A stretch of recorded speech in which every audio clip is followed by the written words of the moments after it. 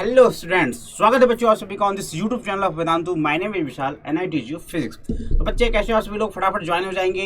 ये चैनल बच्चों completely dedicated है उन सभी बच्चों के लिए जो अभी क्लास 11 में, 12th में या फिर जेईई नीट के प्रिपरेशन में लगे हुए हैं।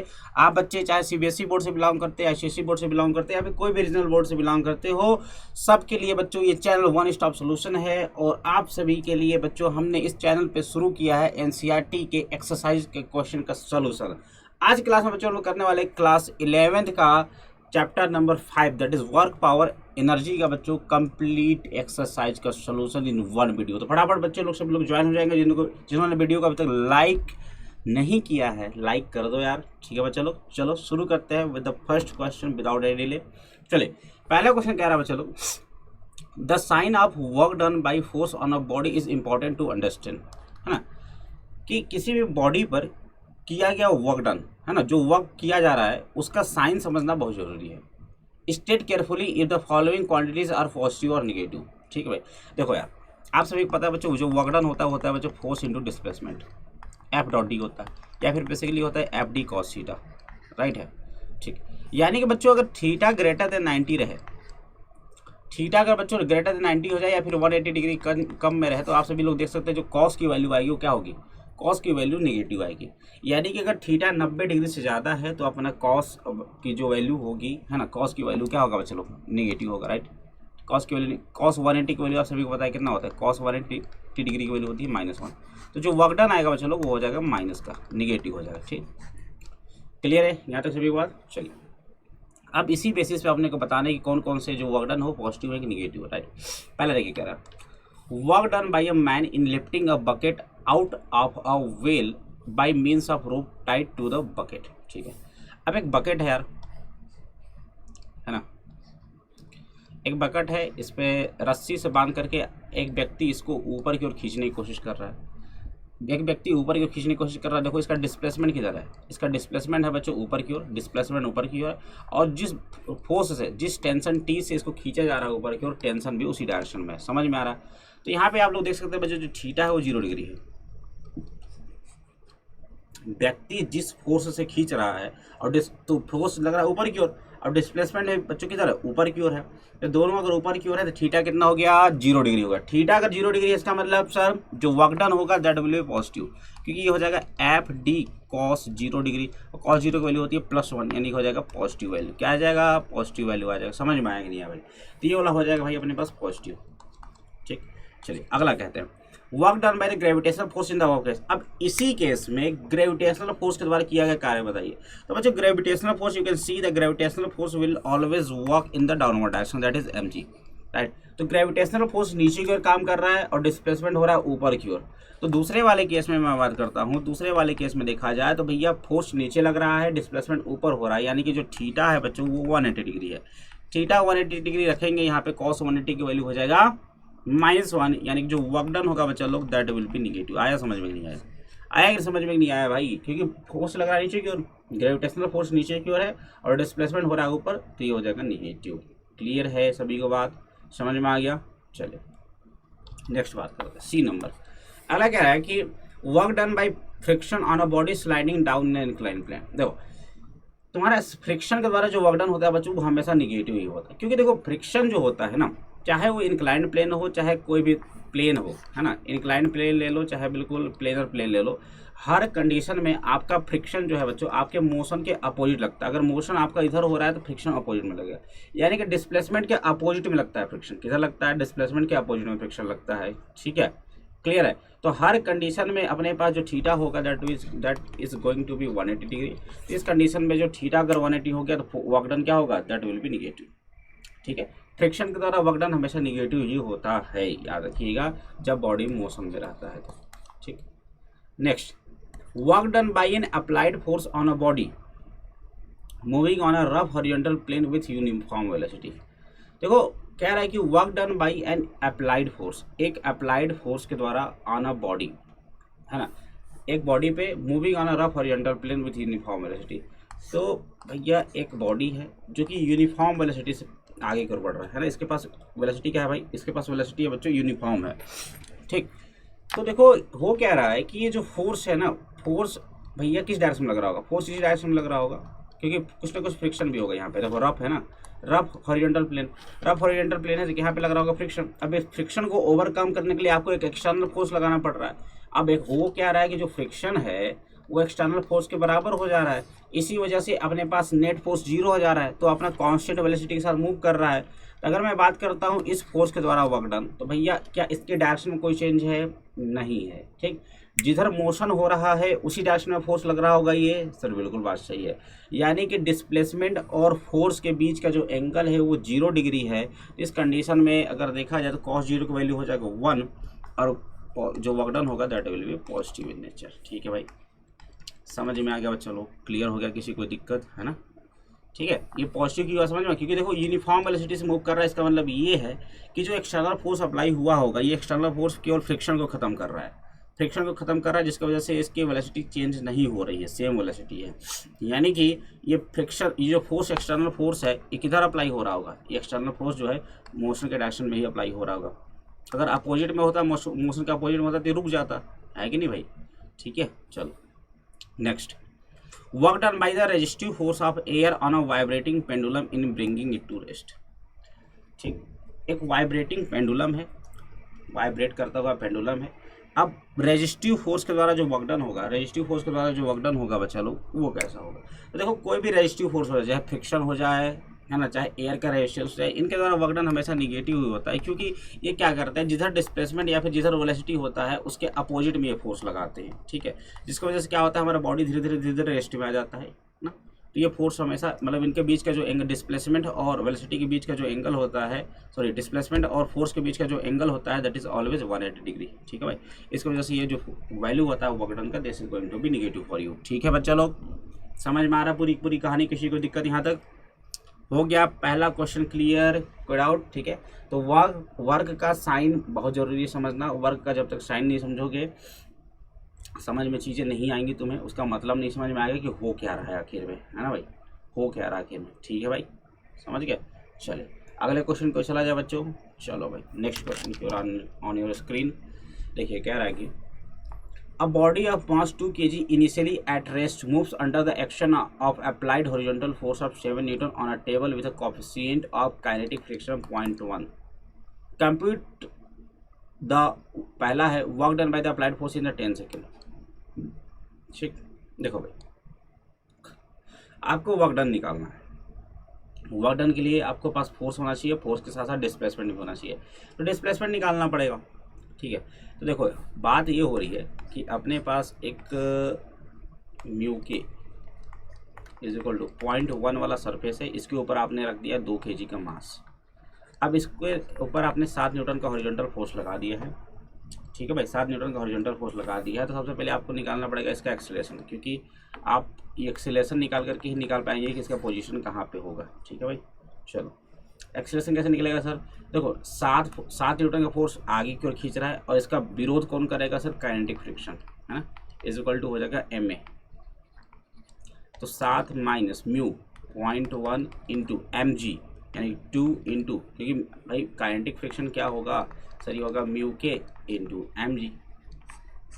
ठीक, म्यू का कितना 0.1, मास है 2 kg और जी की वैल्यू ले लेते हैं हम लोग 10। चलिए हो गया, इज इक्वल टू मास है मतलब 2, एक्सेलरेशन हो गया ए। देखो ये कितना आ जा रहा है भाई? ये तुम देख सकते हो, इसकी वैल्यू आ जा रही है, एक्सेलरेशन की वैल्यू आ जा रही है 5/2, यानी कि 2.5 मीटर पर सेकंड स्क्वायर, 2.5 मीटर पर second square, right. So this is the acceleration. अभी ये इस एक्सेलरेशन से बच्चों ये बॉडी आगे मूव कर रही है। ठीक है, तो आपको निकालना है कि सबसे 10 सेकंड में कितना काम होता है। पहले निकाल लो कि 10 सेकंड में इससे कितना डिस्प्लेसमेंट हुआ, 10 सेकंड में इसके पास कितना डिस्प्लेसमेंट हुआ, that is required to calculate first of all. ठीक है, चलिए समझ में आ रहा कि नहीं आ रहा भाई? क्लियर है भाई? चलो निकाल लो। तो सर आप सभी को पता है S is equal to UT plus half AT square होता है, सभी को पता है क्या? सर बिल्कुल पता है। S निकालना है अपने को 10 सेकंड में, तो शुरुआत की वेलोसिटी कितनी है सुनने, क्योंकि इनिशियली रेस्ट पे था, तो हो जाएगा हाफ 2.5 इंटू 10 का स्क्वायर यानी कि 100। ठीक है भाई, क्लियर है? तो हो जाएगा 250 हो जाएगा आधा, 125 मीटर। कितना आ गया? 125 मीटर, यानी displacement is of 125 metre. Displacement is of बच्चों लोग 125 मीटर। तो पहला बात कर लेते हैं हम लोग वर्क डन की, है ना, यहाँ पे कर लेते हैं। जो वर्क डन होगा that will be what sir? ये हो जाएगा फोर्स इंटू डिस्प्लेसमेंट। अब किसके द्वारा पूछा? देखो work done by the applied force, applied force के द्वारा, यानी 7 न्यूटन के द्वारा वर्क डन पूछा है। ठीक है भाई, तो 7 इंटू 125 हो जाएगा 7 बचे 35, 7 दूनी 14, 3 17 और 7 8 यानी 875 जूल के आसपास होगा। It will be approximately 875 joule. ठीक है, चलो नेक्स्ट बात करते हैं बी वाला, work done by the friction in the 10 second. भाई फ्रिक्शन के द्वारा भी वर्क डन अगर देखा जाए, फ्रिक्शन के द्वारा अगर वर्क डन देखा जाए तो फ्रिक्शन भी इतना ही डिस्प्लेसमेंट तक लगा होगा। तो फ्रिक्शन के द्वारा देखा जाए तो work done by friction will be basically frictional force into T.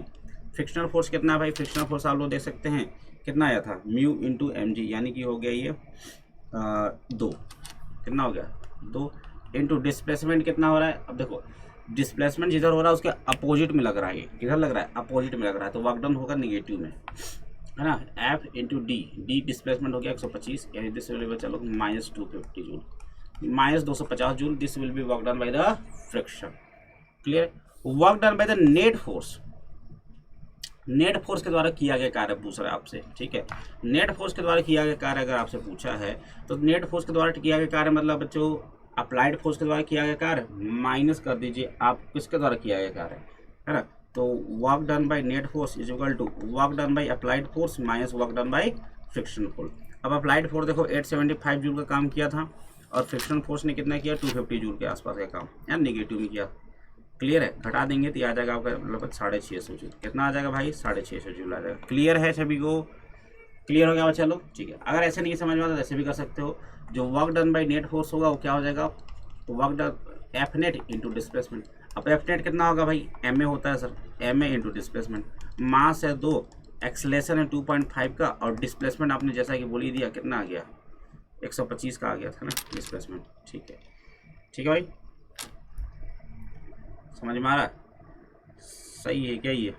Work done by net force 875 था ना, ये कितना आया था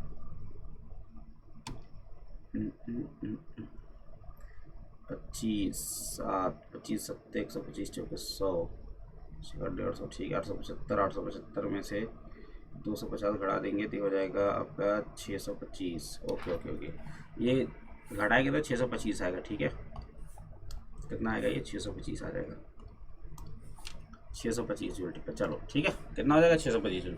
अब आप इसको भी मल्टीप्लाई कीजिए, ये हो गया कितना 5 इंटू 125। ठीक है भाई, ये हो जाएगा 625 जूल। तो आप लोग देख सकते हैं सेम ही आंसर आ रहा है क्या, है ना। Applied force minus frictional force के द्वारा जो वर्क डन होगा that will be same as the work done by the net force. ठीक है, कोई दिक्कत यहाँ तक? चलिए, उसके बाद क्या रहा है कि डी में क्या रहा है कि what is the change in the kinetic energy of the body in 10 second. 10 second में बॉडी के द्वारा क्या कार्य किया गया, sorry change in the kinetic energy is equal to basically बच्चा लोग आप सभी लोग जानते हैं work done by all the forces, all the forces. ठीक है, तो work done by all the forces मतलब work done by net force. ठीक है, तो वही होता है चेंज वर्क एनर्जी थोड़ा पता है ना आप सभी को। Change in the kinetic energy is basically work done by all the forces. Work done by all the forces मतलब work done by the net force.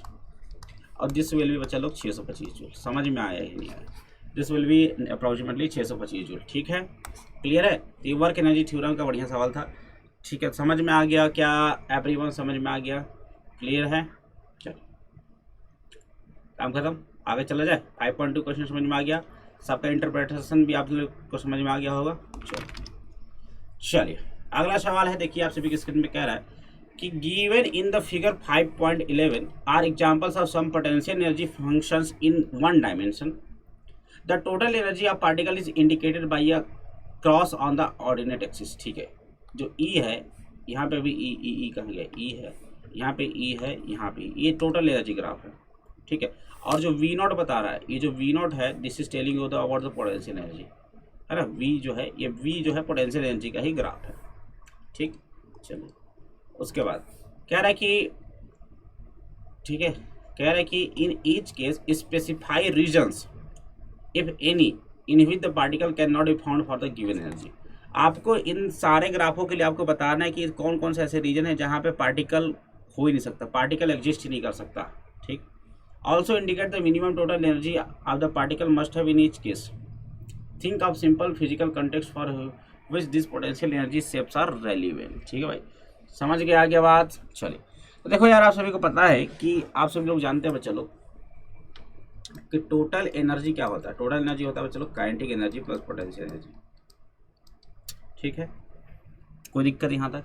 चलिए, अगर अगर अपना पोटेंशियल एनर्जी में से अगर मैं सॉरी अगर टोटल एनर्जी में से पोटेंशियल एनर्जी घटाऊँ तो काइनेटिक एनर्जी आ जाएगा क्या, आ जाएगा। ठीक है, तो काइनेटिक एनर्जी आप सभी को पता है बच्चों, ये हमेशा पॉजिटिव वाली क्वांटिटी है। क्या है भाई, ये पॉजिटिव क्वांटिटी है। Kinetic energy is always a positive quantity, क्योंकि फार्मूला होता है इसका half m v square. Mass negative नहीं हो सकता, वेलोसिटी निगेटिव भी होगा तो उसका स्क्वायर करेंगे तो पॉजिटिव आएगा। तो kinetic energy is always a positive quantity. इसका मतलब ये है कि आप सभी लोग जानते हैं कि जो टोटल एनर्जी है, टोटल एनर्जी है जो बच्चों, टोटल एनर्जी की क्या होना पड़ेगा, greater than equal to potential energy. यानी कि काइनेटिक एनर्जी कभी भी निगेटिव नहीं हो सकती। अगर तुम्हारा पोटेंशियल एनर्जी अगर निगेटिव हुआ, ऐसा समझो, अगर ऐसा समझो कि पोटेंशियल एनर्जी निगेटिव हो सकता है। पोटेंशियल एनर्जी आप सभी को पता है that can be negative, right. लेकिन kinetic energy can never be negative. Kinetic energy कभी भी नेगेटिव नहीं हो सकता।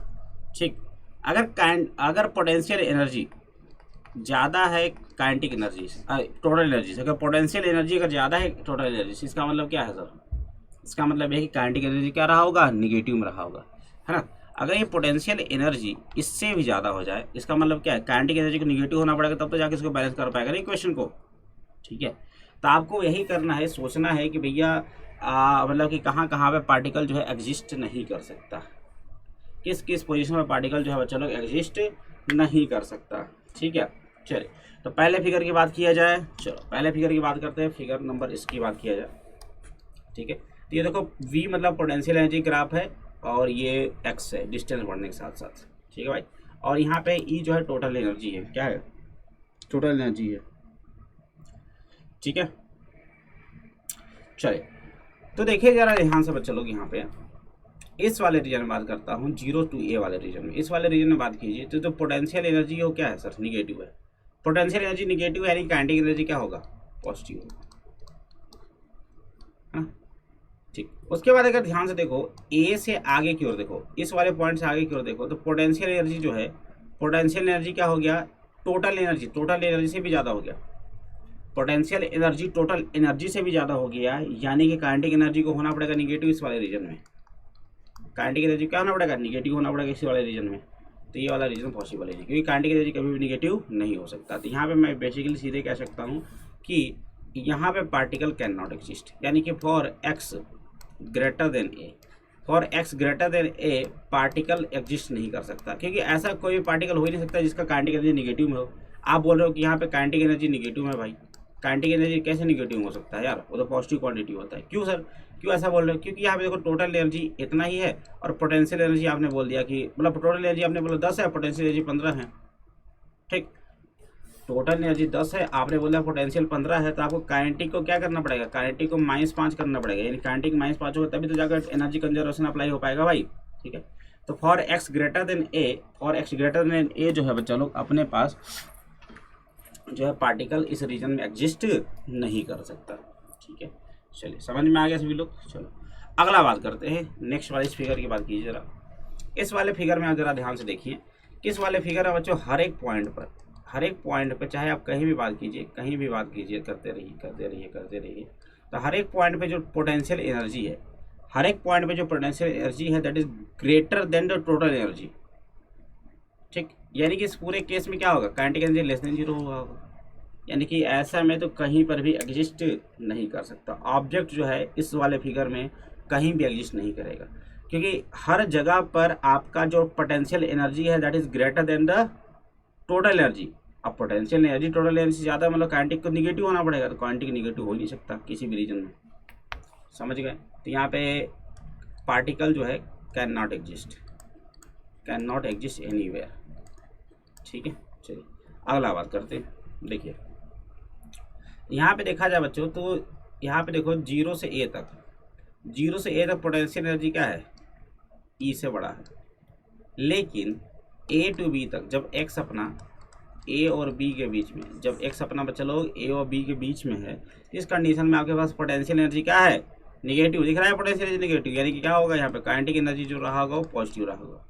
काइनेटिक एनर्जी पॉजिटिव मतलब क्या कि सर अपने पास पार्टिकल इस वाले रीजन में एग्जिस्ट करेगा, पार्टिकल जो है इस वाले रीजन में क्या करेगा, एग्जिस्ट करेगा। ठीक है, क्लियर है सभी लोग? ठीक है, समझ में आ रहा है बच्चा लोग? कोई दिक्कत? चलिए, तो पार्टिकल जो है आप लोग देख सकते हैं, जो पार्टिकल है वो जो है क्या करेगा, पार्टिकल जो है इस वाले रीजन में एग्जिस्ट कर पाएगा, और इधर इस वाले रीजन में और इस वाले रीजन में पार्टिकल एग्जिस्ट नहीं कर पाएगा, क्योंकि इधर जो है काइनेटिक एनर्जी निगेटिव हो रही है। ठीक, चलिए नेक्स्ट अगला देखिए क्या रहा है। नेक्स्ट फिगर में ध्यान से देखें, तो यहाँ पे देखो एक टोटल एनर्जी ग्राफ है, यानी कि जब पोटेंशियल एनर्जी टोटल एनर्जी से कम है, यानी इधर की ओर, तो इस वाले एरिया में जो है लाई करेगा, विल लाई, और इधर भी क्या करेगा, लाई करेगा। लेकिन इस वाले रीजन में लाई नहीं कर पाएगा, चाहे ये ग्राफ कैसा भी जाए, नहीं कर पाएगा, क्योंकि यहाँ पे आप बोल रहे हो पोटेंशियल एनर्जी जो है ज़्यादा है काइनेटिक एनर्जी से। पोटेंशियल एनर्जी क्या है भाई, टोटल ज़्यादा है काइनेटिक एनर्जी से, तो ग्राफ अपना जो है, यानी पार्टिकल जो है बच्चों, पार्टिकल इस वाले रीजन में और इस वाले रीजन में ही रह पाएगा, इससे बाहर वाले रीजन में नहीं रह पाएगा, क्योंकि यहाँ पे क्या हो गया, kinetic energy less than zero है। ऊपर वाले रीजन में क्या है, kinetic energy less than zero है भाई। ठीक है, क्लियर है बच्चा लोग? किसी को कोई दिक्कत यहाँ तक? सारी कहानी क्लियर हो रही है? बताएंगे एवरीवन, जल्दी जल्दी बताएंगे एवरीवन, जल्दी जल्दी फटाफट सभी लोग, है ना? अगर मज़ा आ रहा है तो फटाफट सेशन को लाइक, सेशन को शेयर जरूर कर देंगे सभी लोग। ठीक है बच्चा लोग? चलिए, चलो भाई, आता है अगला क्वेश्चन। आप सभी के स्क्रीन पे देखिए क्या कह रहा है कि the potential energy function for a particle executing linear simple harmonic motion is given by Vx is equal to half k x square. ठीक है, पोटेंशियल एनर्जी कह रहा है कि इस तरीके से दिया जाता है, हाफ की एक्स स्क्वायर वाला। ठीक है, मतलब पैराबोलिकल शेप दिख रहा है आप सभी को ये वाला, जहाँ पे के जो है फोर्स कांस्टेंट और के की वैल्यू 0.5 न्यूटन पर मीटर है। मतलब पोटेंशियल एनर्जी है जब चलो कितना है, 1/4 है, कितना है, मतलब 1/2, अब के की वैल्यू भी 0.5 है, यानी इसका भी वैल्यू 1/2 एक्स स्क्वायर, यानी this value basically x square by 4। ठीक, जहाँ पे ये हो गया है ना, so that a particle of total energy is equal to 1 joule moving under this potential must turn back when it reaches to x plus minus 2 metre. मतलब आपको एक बताना है कि ऐसा पार्टिकल जिसके पास टोटल एनर्जी 1 जूल के बराबर है, moving under this potential must turn back when it reaches to x is equal to plus minus 2 metre. ठीक है भाई, क्लियर है? तो चलो भैया, हमने माना कि ये पार्टिकल के पास, अपने पास जो है पार्टिकल जो है, इसके पास 1 जूल की एनर्जी थी, ये मैक्सिमम कहाँ तक गया, मैक्सिमम जाता है बच्चों एक्सएम तक, मतलब ये मैक्सिमम एक्सएम हाइट तक जाता है। ठीक है, क्लियर है? तो फार्मूला लगाइए, हाफ के एक्स मैक्स के स्क्वायर विल बी, क्या हो जाएगा बच्चों लोग, 1 जूल। क्या हो जाएगा, 1 जूल हो जाएगा क्या? चलिए, तो आपसे पूछा x max is equal to, तो हो जाएगा बच्चों लोग 2 में के अंडर रूट, 2 में के अंडर रूट। ठीक, 2 में के क्या है, के है अपने पास कितना, 0.5। सॉल्व करेंगे तो आ जाएगा √4, यानी हो जाएगा ये 2 ± 2 मीटर। ठीक, यानी कि जो एक्स मैक्स आ गया कि भैया ये ऊपर नीचे +22 मीटर तक ही जा पाएगा, इससे ज़्यादा तक नहीं जा पाएगा। समझ गया एवरीवन? जल्दी से बताएंगे सभी लोग, क्या समझ में आ गया सभी को बात, है ना? मतलब सिंपल तुमको दे रखा था यहाँ पे कि अगर के इज द फोर्स, अपने पास सिंपल से ये दे रखा था कि एक एसएचएम का आपको सभी को दे रखा था पोटेंशियल एनर्जी का फार्मूला। ठीक है ना, so that a particle of total energy 1 joule moving under this potential must turn back when it reaches to x is equal to ±2 metre. ठीक है, तो आपको यहाँ से निकालना था कि कितना मैक्सिमम हाइट तक जाएगा अगर उसके पास 1 मीटर की एनर्जी है। तो यहाँ से आपने निकाल लिया कि वो मैक्सिमम 2 मीटर तक की ही हाइट जाएगी, चाहे इधर की बात कीजिए चाहे इधर की बात कर लीजिए। ठीक है भाई, चलो नेक्स्ट क्वेश्चन आप सभी की स्क्रीन पे देखकर कह रहा है कि अपने पास कुछ थ्योरेटिकल क्वेश्चन है यहाँ पे बच्चा लोग, थ्योरेटिकल क्वेश्चन है अपने पास।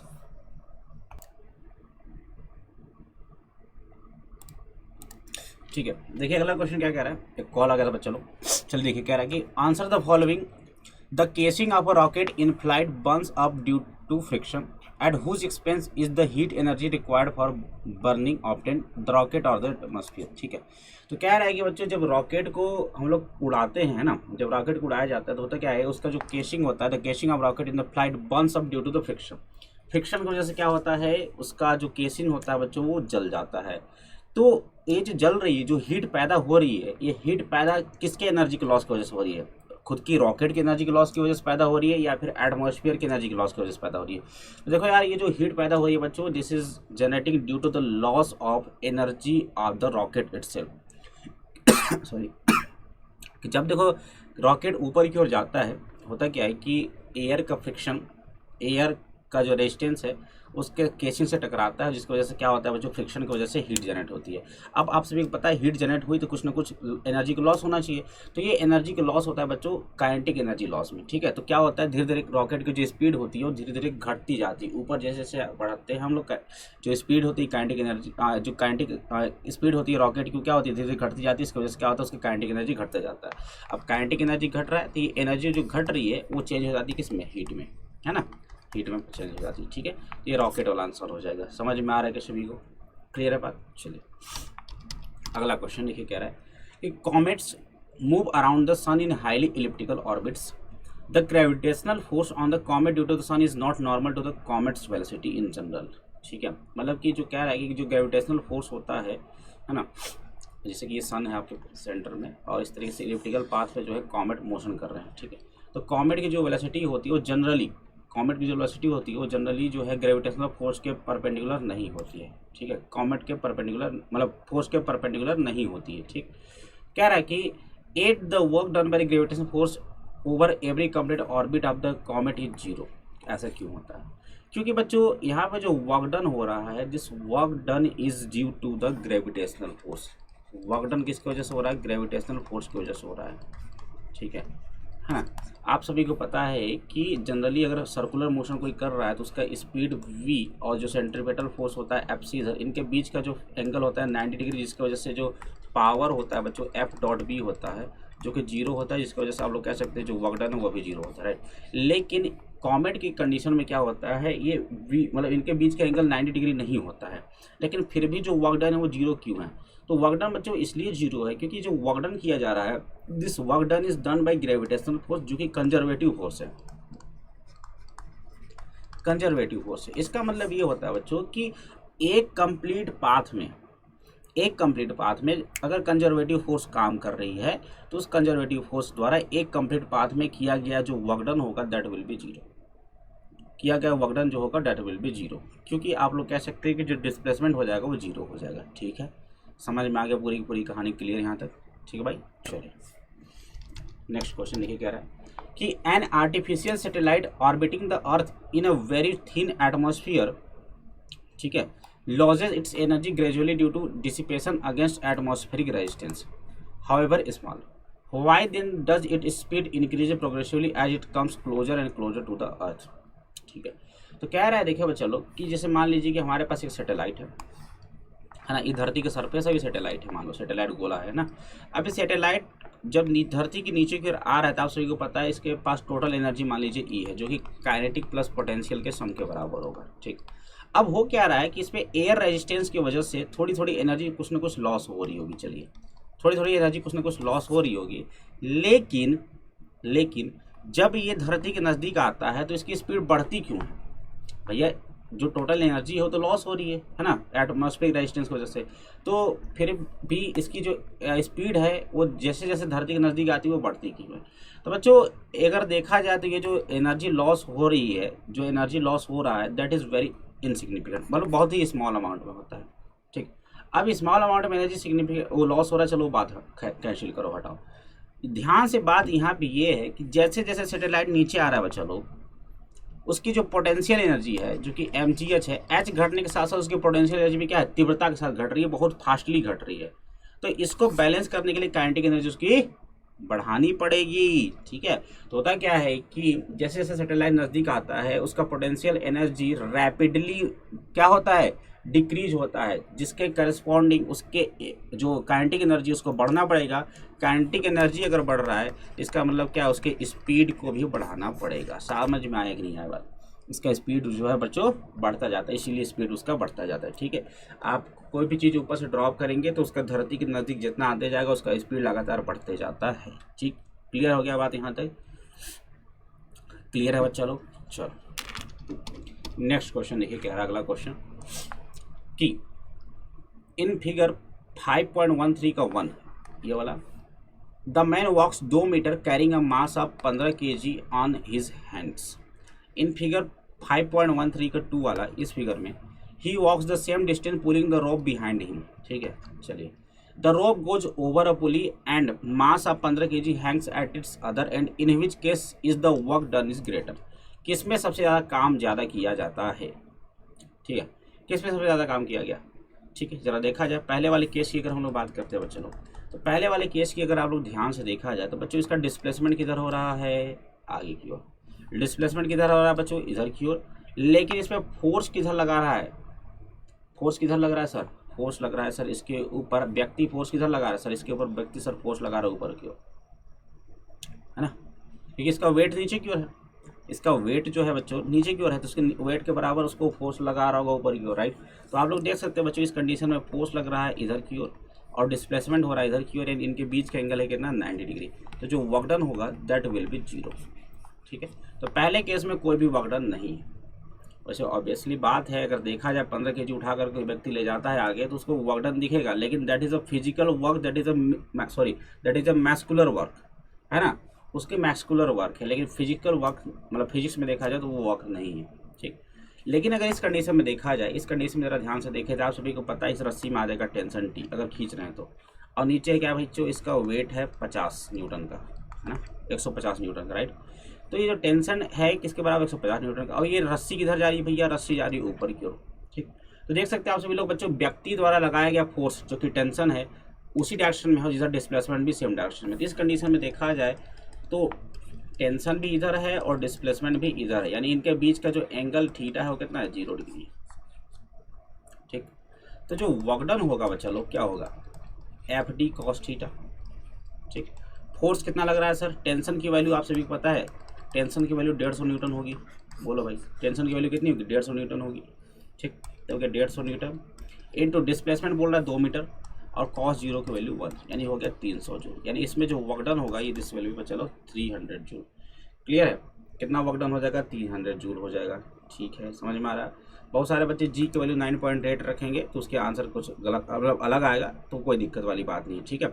जी की वैल्यू का कम या ज़्यादा मतलब जी की वैल्यू का आप 9.8 10 लेकर कुछ भी कर सकते हैं। ओवरऑल बेसिकली चीज़ ये है कि कॉन्सेप्ट क्लियर होना चाहिए आप सभी का, ठीक है। समझ में आ गया कि ये पूरा कहानी क्लियर है भाई। तो आप लोग कह सकते हैं कि जो दूसरा वाला केस है, दूसरे वाले केस में जो वर्क डन है वो ज़्यादा है, इस वाले केस में जो वर्क डन है भैया ये ज़्यादा वर्क डन किया जा रहा है, ठीक। क्लियर होगा बच्चों, चलिए अगला question, underline the correct alternative. Correct alternative को आप लोग को अंडरलाइन करना है, ठीक है, मतलब कौन सा ऑप्शन कौन सा अल्टरनेटिव सही है उसको अंडरलाइन कीजिए। When a conservative force does positive work on a body the potential energy of a body increase decrease remains unaltered. तो बच्चों आप सभी को पता होना चाहिए कि work done by conservative force होता है ये बेसिकली होता है minus of change in the potential energy, ठीक। अगर वर्क डन पॉजिटिव है, अगर वर्क डन पॉजिटिव है बच्चा लोग तो पोटेंशियल एनर्जी में चेंज क्या होगा वो नेगेटिव होगा, ठीक। तो कह रहे हैं कि अगर वर्क डन पॉजिटिव है तो पोटेंशियल एनर्जी नेगेटिव मतलब क्या, पोटेंशियल एनर्जी क्या होगी घट जाएगी, पोटेंशियल एनर्जी क्या हो जाएगा बच्चा लोग उसका घट जाएगा, समझ में आया, ठीक है। पोटेंशियल एनर्जी क्या हो जाएगा उसका घट जाएगा। तो कंजर्वेटिव फोर्स अगर कोई पॉजिटिव काम करती है, फॉर एग्जाम्पल ऐसे समझिएगा, ऐसे समझिए ध्यान से, जैसे कि मान लीजिए कि धरती है, धरती पर एक ब्लॉक है जो कि ऊपर लटका हुआ है, जैसे मान लीजिए अभी इसके ऊपर फोर्स लग रहा है mg धरती का, और धरती के साथ जो लगाएगा फोर्स है mg, एक कंजर्वेटिव फोर्स होता है। और अगर डिस्प्लेसमेंट अगर आप इधर कराते हो बच्चा लोग, डिस्प्लेसमेंट अगर इसी डायरेक्शन में कराते हो तो जो वर्क डन होगा पॉजिटिव होगा, क्योंकि डिस्प्लेसमेंट और फोर्स दोनों एक ही डायरेक्शन में है, तो जो वर्क डन होगा that will B positive, that will B positive, right. तो अगर ध्यान से देखा जाए कि अगर बच्चों इसको मैंने यहाँ से यहाँ कर दिया, यहाँ से यहाँ ले आया, तो इस कंडीशन में इसकी हाइट घट गई कि नहीं घट गई, हाइट घट गई, हाइट घट गई मतलब इसका पोटेंशियल एनर्जी क्या हो जाएगा घट जाएगा, ठीक। तो पोटेंशियल एनर्जी क्या होता है घट जाता है, ठीक है, क्लियर है। चलिए work done by a body, दूसरा क्वेश्चन है बी वाला, कह रहा है कि work done by a body against friction always results in a loss of kinetic potential energy. देखो फ्रिक्शन जो है बच्चों, फ्रिक्शन केवल और केवल मोशन में होता है तभी बॉडी पे लगता है, तो क्या करता है फ्रिक्शन बच्चों, मोशन का अपोज करता है, ठीक। तो फ्रिक्शन के वजह से जो है अपने पास किसका लॉस होगा, काइनेटिक एनर्जी का लॉस होता है, पोटेंशियल एनर्जी का लॉस नहीं होता, क्योंकि फ्रिक्शन तभी लगता है जब देयर इज अ मोशन, यानी कि मोशन को खत्म करने की कोशिश करता है। मोशन को खत्म करने की कोशिश मतलब कि it tries to reduce the speed, अगर स्पीड कम हो रही है इसका मतलब क्या हो जाएगा, इसका मतलब ये हो जाएगा कि सर इसकी काइनेटिक एनर्जी क्या हो रही है घट रही है सर, ठीक है भाई, क्लियर है बच्चा लोग, सभी लोग जल्दी सभी बताएंगे। ठीक हो गया, समझ में आ गया। चलिए अगला कह रहा है कि the rate of change of total momentum of many particle system is proportional to the external और sum of the internal forces on the system. भाई देखो, इंटरनल फोर्स से कोई मतलब नहीं होता। एनएलएम में देखा जाए तो इंटरनल फोर्स से अपने को कोई मतलब नहीं है। ठीक है, क्लियर है भाई, समझ गए। तो इंटरनल फोर्स से अपने को कोई मतलब नहीं होता है, अपने को चाहिए क्या, एक्सटर्नल फोर्स। ठीक, मोमेंटम चेंज तभी अपने पास कांस्टेंट रहता है जब मतलब एक्सटर्नल फोर्स की बात होती है, तो यानी कि हो जाएगा एक्सटर्नल फोर्स। ठीक है ना, आप सभी को पता है कि जो फोर्स होता है this is equal to d p by d t. तो ये जो फोर्स होता है दिस इज एक्सटर्नल फोर्स। ठीक है, समझ गए, कौन क्लियर है भाई। चलिए अगला कह रहा है कि in an in elastic collision of two bodies, दो बॉडीज का इन इलास्टिक कोलिजन में the quantities which do not change after the collision are the total kinetic energy, total linear momentum और total energy of the two system. In elastic collision में क्या आप सभी को याद है, इन इलास्टिक कोलिजन में देखो काइनेटिक एनर्जी का भी लॉस होता है। काइनेटिक एनर्जी का लॉस मतलब पोटेंशियल एनर्जी का भी लॉस होगा, मतलब टोटल एनर्जी का लॉस भी होगा। तो यानी कि कंजर्व जो रहता है वो क्या होता है, वो केवल और केवल टोटल लीनियर मोमेंटम कंजर्व रहता है। ठीक है भाई, तो केवल और केवल total linear momentum is conserved in elastic collision. समझ में आ गया पूरा बात, क्लियर है। आसान सवाल था बच्चा लोग, ठीक है, किसी को कोई दिक्कत। चलिए आगे चला जाए। चलो भाई चलते हैं हम लोग आगे की ओर। नेक्स्ट क्वेश्चन देखिए क्या रहेगी 5.7। State if each of the following statement is true और false, give reason for your answer. Clear, कह रहा है कि आप सभी को बताना है कि कौन से स्टेटमेंट सही है गलत है, उसका रीजन भी बताना है। In an elastic collision of two bodies, the momentum and energy of each body is conserved। भाई गलत, बिल्कुल गलत बात है। कह रहा है कि इलास्टिक कोलिजन में ईच बॉडी का मोमेंटम और एनर्जी कंजर्व रहता है। ऐसा होता है क्या भैया, पूरे सिस्टम का एनर्जी और मोमेंटम कंजर्व रहता है, पूरे सिस्टम का। ठीक है, तुम कह रहे हो ईच बॉडी का, है ना, तो क्या हो जाएगा, ये बात गलत हो जाएगा। भैया पूरे सिस्टम का मोमेंटम कंजर्व रहता है और एनर्जी कंजर्व रहता है, याद रखिएगा, इंडिविजुअल बॉडी का नहीं, है ना भाई। ऐसा थोड़ी करते हो m1v1 is equal to m2v2, मतलब ऐसा थोड़ी करते हो m1u1 is equal to m2u2, sorry m1v1, ऐसा थोड़ी करते हो, है ना, ऐसा नहीं करते ना। क्या करते हो, m1u1 plus m2u2 is equal to m1v1 plus m2v2, समझ रहे। यानी कि शुरुआत का मोमेंटम पूरे सिस्टम का should be equal to the बाद का momentum of the whole system. समझ में आ गया। चलिए, total energy of a system is always conserved no matter what internal और external force on the body are present. ये भी बात बिल्कुल गलत है भाई। ठीक है, साफ साफ तुमको दिख रहा है कि अगर मान लो कि एक बॉडी है, ठीक, एक बॉडी है, ये मोशन कर रहा है, आप इसके ऊपर एक्सटर्नल फोर्स लगाकर इसको रोक नहीं सकते, क्या इसकी एनर्जी खत्म नहीं हुई, हो गई। कह रहे हैं कि भैया इंटरनल चाहे एक्सटर्नल फोर्स लगा करके हम लोग कुछ भी लगा दीजिए, कुछ भी कर दीजिए, इसकी टोटल एनर्जी कंजर्व ही रहेगी। भाई ऐसा नहीं होता यार, एक्सटर्नल फोर्स लगा करके तुम उसकी एनर्जी को बढ़ा भी सकते हो, घटा भी सकते हो। ठीक है, चलिए समझ में आया कि नहीं आया बात। एक्सटर्नल फोर्स लगा करके आप लोग उसका टोटल एनर्जी को बढ़ा भी सकते हैं, घटा भी सकते हैं, मोशन को और तेज कर सकते हैं, उसकी एनर्जी को बढ़ा भी सकते हैं और घटा भी सकते हैं। ठीक, अगला, work done in motion of a body over a close loop is zero for every force in the nature. भाई ये भी बात गलत है, क्योंकि वर्क डन जो होता है zero in one close loop, ये this is true only for the conservative force. Friction के द्वारा ऐसा कभी नहीं होता, फ्रिक्शन के द्वारा ऐसा कभी नहीं होता। तो friction is a non conservative force, resistive force is a non conservative force. ठीक है, तो ये जो फोर्स द्वारा, इनके द्वारा जो वर्क डन होता है एक लूप में, ये कभी भी जीरो नहीं होता। फोर्स जो कि कंजर्वेटिव है उसी के द्वारा एक लूप में किया गया कार्य शून्य होता है, जैसे ग्रेविटेशनल फोर्स, ठीक है, इलेक्ट्रोस्टैटिक फोर्स। ठीक है भाई, चलिए अगला, इन an elastic collision the final kinetic energy is less than the initial kinetic energy of the system. ये बात सही है, आप सभी को पता है कि जो इन इलास्टिक कोलिजन होता है उसमें क्या होता है, एनर्जी का लॉस होता है, काइनेटिक एनर्जी का लॉस होता है। ठीक है, तो इसका वजह से क्या होती है कि अपने पास थोड़ा सा जो फाइनल काइनेटिक एनर्जी होता है वो कम होता है as compare to initial kinetic energy. ठीक है, ये इन इलास्टिक कोलिजन की खास बात है।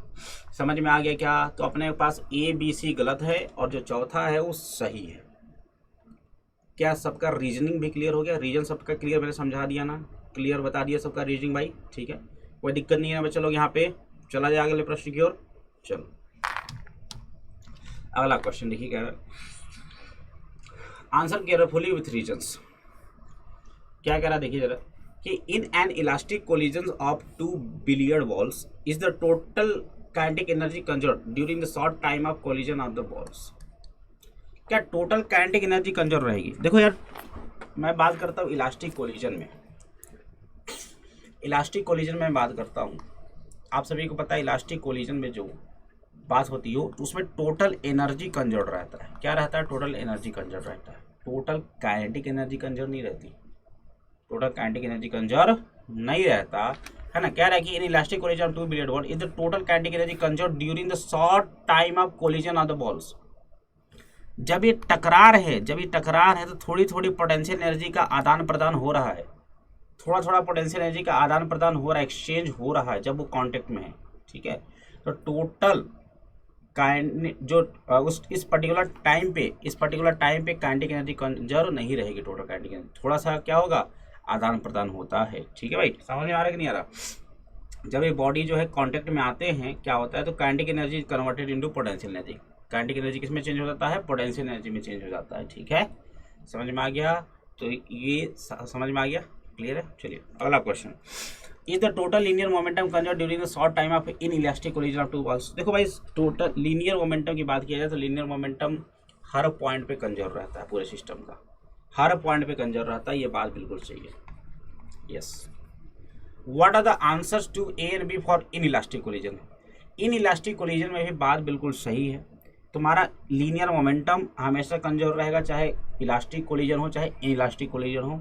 और उसके बाद अगर मैं बात करता हूँ टकराते समय टोटल काइनेटिक एनर्जी की, तो वैसे भी पता है आप सभी को इलास्टिक कोलिजन में काइनेटिक एनर्जी कांस्टेंट नहीं रहता, कुछ ना कुछ काइनेटिक एनर्जी पोटेंशियल एनर्जी में लॉस हो जाती है। तो आंसर में कोई भी चेंज नहीं होगा, तो no change in the answer, no change in answer भाई।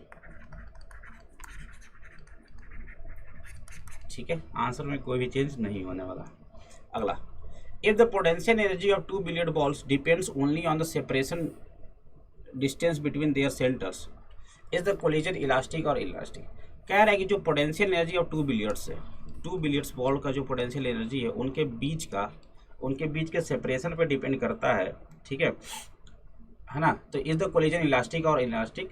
Note, we are talking here of the potential energy corresponding to the force due to collision, not the gravitational potential energy. ठीक, यहाँ पे आप सभी लोग ये मत निकल जाना Gm1m2/r, है ना। ये होता है अपने पास ग्रेविटेशनल पोटेंशियल एनर्जी, इसकी बात हम लोग नहीं कर रहे। We are talking here of potential energy corresponding to the force during the collision. ठीक है, तो देखो यार, जब क्या कहते हैं, जब अपने पास क्या हो रहा है, जब अपने पास ये जो पोटेंशियल एनर्जी है इनके सेंटर टू सेंटर डिस्टेंस पे डिपेंड कर रहा है। बिलियर्ड्स जो potential energy of two billiards ball depends only on the separation distance between their centres. ठीक है, और किसी चीज़ पे डिपेंड ही नहीं कर रहा। ठीक, इसका मतलब ये है कि जो कोलिजन क्या रहा होगा, इलास्टिक कोलिजन रहा होगा भाई, है ना। कोलिजन क्या रहेगा, इलास्टिक कोलिजन रहेगा इसमें। ठीक है, कौन सा कोलिजन रहेगा, इलास्टिक कोलिजन रहेगा, क्योंकि है ना, क्योंकि बच्चों जो फोर्स होते हैं वो कंजर्वेटिव इन नेचर होंगे, है ना। क्योंकि ऐसे फोर्स जो कि सेंट्रल होते हैं, है ना, सेंटर टू सेंटर बीच के डिस्टेंस पर डिपेंड करते हैं, वैसे फोर्स हमेशा कंजर्वेटिव होते हैं। और कंजर्वेटिव फोर्स के द्वारा जो वर्क डन होता है बच्चों लोग, है ना, जो वर्क डन होता है क्या होता है, change in the kinetic energy के बराबर होता है। और वर्क डन जो होता है पोटेंशियल एनर्जी के चेंज के बराबर भी होता है। एट दिस कंडीशन में जो टोटल एनर्जी है that is going to be constant. ठीक है, इसकी वजह से क्या हो जाएगा कि कोलिजन इलास्टिक हो जाएगा। ठीक है भाई, चलो अगला क्वेश्चन देखिए क्या है आप सभी की स्क्रीन पे, कि एक body is initially at rest. एक बॉडी है जो कि शुरुआत में रेस्ट पे है। It undergoes one dimensional motion with constant acceleration. The power delivered to it at time t is proportional to. Power की बात कर लिया। पावर आप सभी को पता है बच्चों, फोर्स इनटू वेलोसिटी होता है क्या, सर पता है मेरे को। ठीक, शुरुआत में रेस्ट पे था, एक पर्टिकुलर टाइम पे इसकी स्पीड क्या हो जाएगा सर 80 हो जाएगा, u0 है 80 हो जाएगा। फोर्स की बात कीजिए सर, फोर्स होता है ma into v. Sir mass acceleration हो जाएगा सर dv/dt इंटू वी, ठीक। तो हो जाएगा मास dv/dt, जरा करिए इसको, dv/dt करेंगे सर तो आ जाएगा एक्सलेशन a, कितना आ जाएगा एक्सलेशन a जो कि कांस्टेंट है, ठीक है कांस्टेंट है। और v कितना है, v है सर अपने पास 80 है, v क्या है अपने पास भाई 80 है। तो from here you can see that जो पावर है बच्चा लोग ये हो गया ma²t, एक जो पावर है प्रोपोर्शन होगा टाइम t के, पावर जो है प्रोपोर्शन होगा टाइम t के। समझ में आ गया सभी, हो जाएगा, आसान सवाल था, कुछ नहीं करना था, ठीक है क्लियर है। चलिए नेक्स्ट क्वेश्चन बात करते हैं हम लोग। A body is moving unidirectionally under the influence of a source of constant power. Power देखो कांस्टेंट है, तो इसका displacement in time t is proportional to, इसका जो डिस्प्लेसमेंट है वो किसके प्रोपोर्शनल होगा, ये पूछा आप सभी से। डिस्प्लेसमेंट की बात कर दिया भाई, डिस्प्लेसमेंट की बात कर रहा है, वो किसके प्रोपोर्शनल होगा, समझ में आ रहा है सभी को। चलिए देखो यार, पावर आप सभी को पता है फिर से फोर्स इंटू होता है वेलोसिटी, क्लियर है, फोर्स इंटू वेलोसिटी। अभी हमने जस्ट निकाला कि पावर की वैल्यू क्या निकाली थी हमने बच्चा लोग, ये निकाला था ma² निकाला था, क्या ma² निकाला था, बोलो भाई, ठीक है। चलिए अब कह रहा है कि its displacement in time t is proportional to, ठीक। इसका जो डिस्प्लेसमेंट होगा वो टाइम t में जो है प्रोपोर्शनल किसके होगा, किसके प्रोपोर्शनल होगा भाई, किसके प्रोपोर्शनल होगा जल्दी बताइए। तो कह रहा है अपने पास जो पावर है कांस्टेंट है, पावर क्या है भाई अपने पास कांस्टेंट है, ठीक। तो यार ध्यान से देखें, अगर हम लोग यहाँ से हम लोग क्या देख सकते हैं कि अगर पावर अपने पास बच्चा लोग कांस्टेंट है और ये मास हो गया, ये एक्सेलरेशन हो गया, इसको हम लोग देख सकते हैं कैसा, देखो ये मास का डायमेंशन अगर देखा जाए बच्चों तो m होगा, एक्सेलरेशन का डायमेंशन आप सभी को पता है LT-2 की पावर 2, और टाइम t को रखने दीजिए। इसी तरीके से पावर भी बोल रखा आप सभी को कांस्टेंट है, पावर भी क्या बोल रखा आप सभी को कांस्टेंट ही है, ठीक। पावर कांस्टेंट है, पावर का डायमेंशन बताइए जरा। पावर होता है सर अपने पास वर्क अपॉन में टाइम, यानी MLT-3 ML²T-3। तो m से m चला जाएगा, L² से L² चला जाएगा, L² से L² चला जाएगा क्या चला जाएगा, जल्दी बताइए सभी लोग, जल्दी बताओ सभी लोग, ठीक है। या फिर हम लोग ऐसा कर सकते हैं कि अपने को बस ऐसा कर लो, सिंपल सी बात, चलो ऐसा कर लो सिंपल। पावर आप सभी को पता है बच्चों क्या होता है, फोर्स इंटू वेलोसिटी, ठीक। या फिर ऐसा भी जानते हैं वर्क डन अपॉन में टाइम t, ठीक। P into T will be basically work done, और वर्क क्या होता है बच्चों, फोर्स इंटू डिस्प्लेसमेंट, क्या हो जाएगा, फोर्स इंटू डिस्प्लेसमेंट हो जाएगा, ठीक। अब देखिए फोर्स को आप लोग लिख सकते हैं m into a into d. M a को क्या लिख सकते हो भाई, ए को लिख सकते हो dv/dt इंटू डी।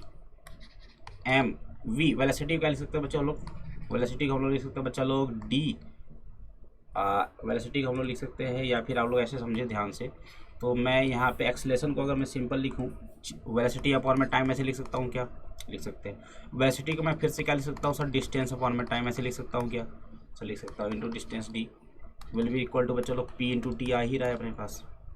तो देखो ज़रा क्या हो जाएगा, ये हो जाएगा p इंटू टी की power 3 is equal to m into d की पावर 2। तो आप लोग देख सकते हैं जो d² है इज इक्वल टू आ जाएगा p/m इंटू t³, यानी कि d जो होगा प्रोपोर्शनल होगा बच्चों लोग, d² प्रोपोर्शनल होगा t³ के, यानी कि जो d होगा प्रोपोर्शनल होगा t की पावर 3/2 के। जो डिस्प्लेसमेंट होगा that is going to be the proportional of t की पावर 3/2 का, ठीक है क्लियर है। क्योंकि देखो यूनि डायरेक्शनल मोशन हो रहा है ना, यूनि डायरेक्शनल मोशन में आप लोग सीधे एक्सेलरेशन को v/t लिख सकते हैं, एक्सेलरेशन को v/t लिख सकते हैं, और v जो हो जाएगा अपने पास d/t हो जाएगा, ठीक है भाई क्लियर है। यहाँ तक किसी को दिक्कत यहाँ पर चलो, इस तरीके से डिस्प्लेसमेंट जो है पावर t की पावर 3/2 के प्रोपोर्शनल हो जाएगा। आसान सवाल था, कर सकते हैं सभी लोग, कोई दिक्कत। चलिए नेक्स्ट बात करते हैं। अगला देखिए क्वेश्चन कह रहा है कि अपने पास क्या कह रहा है कि a body constant to move along z axis of coordinate system is subjected to a constant force of इतना, ठीक है कांस्टेंट फोर्स इतना दे रखा है, ठीक है। What is the work done by this force in moving the body a distance 4 metre along z axis. यानी कि आप सभी को बोल रखा है जो डिस्प्लेसमेंट वेक्टर है ये आपका जेड एक्सिस में है 4 मीटर, यानी कि 4 के कैप मीटर। ठीक है, तो जो वर्क डन हो जाएगा बच्चों हो जाएगा एफ डॉट डी वेक्टर। बोलिए एफ डॉट डी वेक्टर, तो एफ वेक्टर कितना हो जाएगा -i plus 2j cap plus 3k cap, ये हो गया एफ वेक्टर, और डी वेक्टर कितना हो गया 4k कैप। देखो के कैप का गुणा केवल के कैप के साथ होगा, बाकी सबके साथ 0 हो जाएगा, तो हो जाएगा 4 इंटू 3 कितना हो जाएगा 12 जूल। कितना आ जाएगा भाई 12 joule is the correct answer. ठीक है, तो जो वर्क डन निकलेगा वो आ जाएगा 12 जूल। क्लियर है यहाँ तक, कोई दिक्कत बच्चा लोग समझ में आ गया, पूरी पूरी कहानी क्लियर है।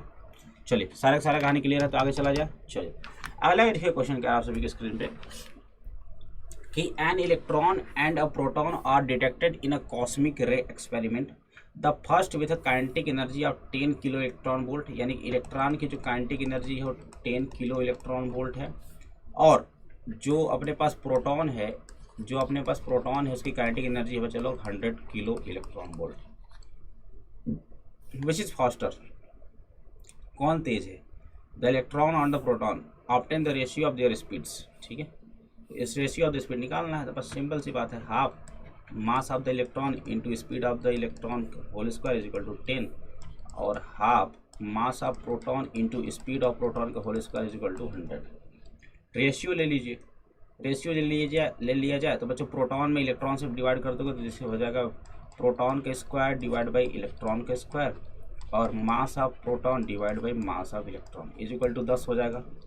ठीक है, चलिए Vp स्क्वायर अपॉन में V square into mass of proton आप सभी को पता है कितना है 1.67 इंटू 10⁻27।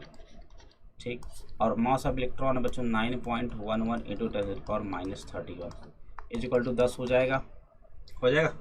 चलो इसको सॉल्व करने की आवश्यकता है अपने को, इसको सॉल्व कर दीजिए सभी लोग, इसको सॉल्व वगैरह करिए।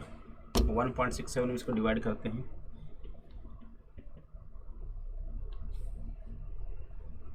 1.67 में इसको अगर हम लोग डिवाइड कर दिया जाए या फिर इसमें ऐसे कर दो क्या 91.1 डिवाइड बाय 1.67, ठीक है, ये हो जाएगा 27 माइनस, यानी बेसिकली हो जाएगा Vp स्क्वायर अपॉन में V square is equal to कितना आ जाएगा चलो 54.5 इंटू 10⁻⁻4। ठीक है, अगर मैं इसका रूट ले लेता हूँ, अगर मैं इसका क्या ले लूँ रूट ले लूँ तो 54.5 का रूट ले लें पे 7.38 into 10⁻² is equal to Vp upon V। तो अगर मैं बात करता हूँ इलेक्ट्रॉन का स्पीड, तो इलेक्ट्रॉन का स्पीड हो जाएगा कितना हो जाएगा 100 में भाग कर दीजिए आप 7.38 से, तो लगभग ये आ जा रहा है 13.55 प्रोटॉन। ठीक है, तो आप देख सकते हैं जो इलेक्ट्रॉन का स्पीड आ रहा है बच्चों लोग, है ना, सॉल्व करने पर जो इलेक्ट्रॉन का स्पीड आ रहा है प्रोटॉन के स्पीड से लगभग 13.5 गुना ज़्यादा है, 13.5 गुना ज़्यादा है किसका, इलेक्ट्रॉन का speed with respect to the proton का स्पीड। ठीक है, तो स्पीड किसका ज़्यादा है, इलेक्ट्रॉन का, इलेक्ट्रॉन फास्टर होगा। चलिए नेक्स्ट क्वेश्चन देखिए, कह रहा है कि a rain drop of radius is equal to 2 mm, एक रेन ड्रॉप है जिसका रेडियस है 2 mm है। ठीक है, यानी कि 2 इंटू 10⁻³ मीटर है, falls from a height of 500 metre, है ना, ये 500 मीटर के हाइट से ये गिरता है, 500 मीटर की हाइट से ये गिर रहा है भाई।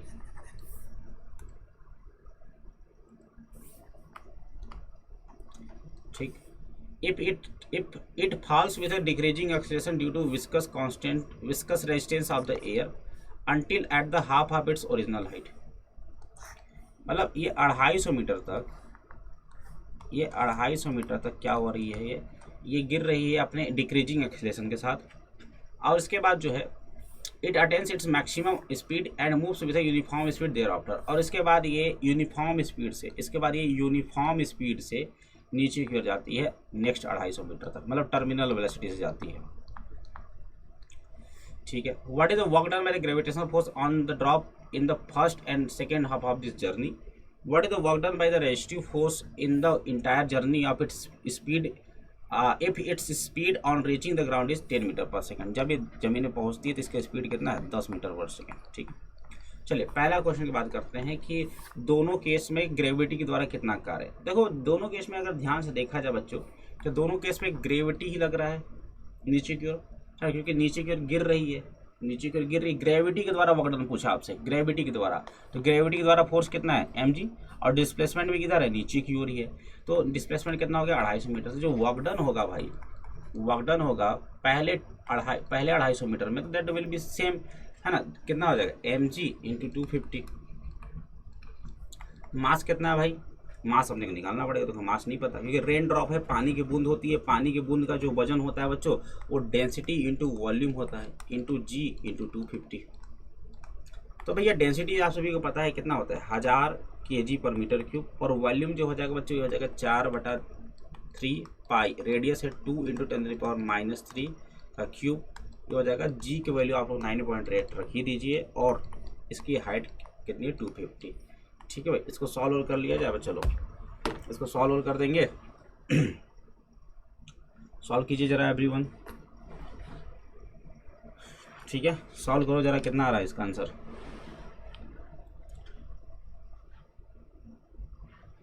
सॉल्व करते हैं, चलिए। तो अपने पास ये कितना हो जाएगा, 2 दूनी 4 दूनी 8, चौके 32,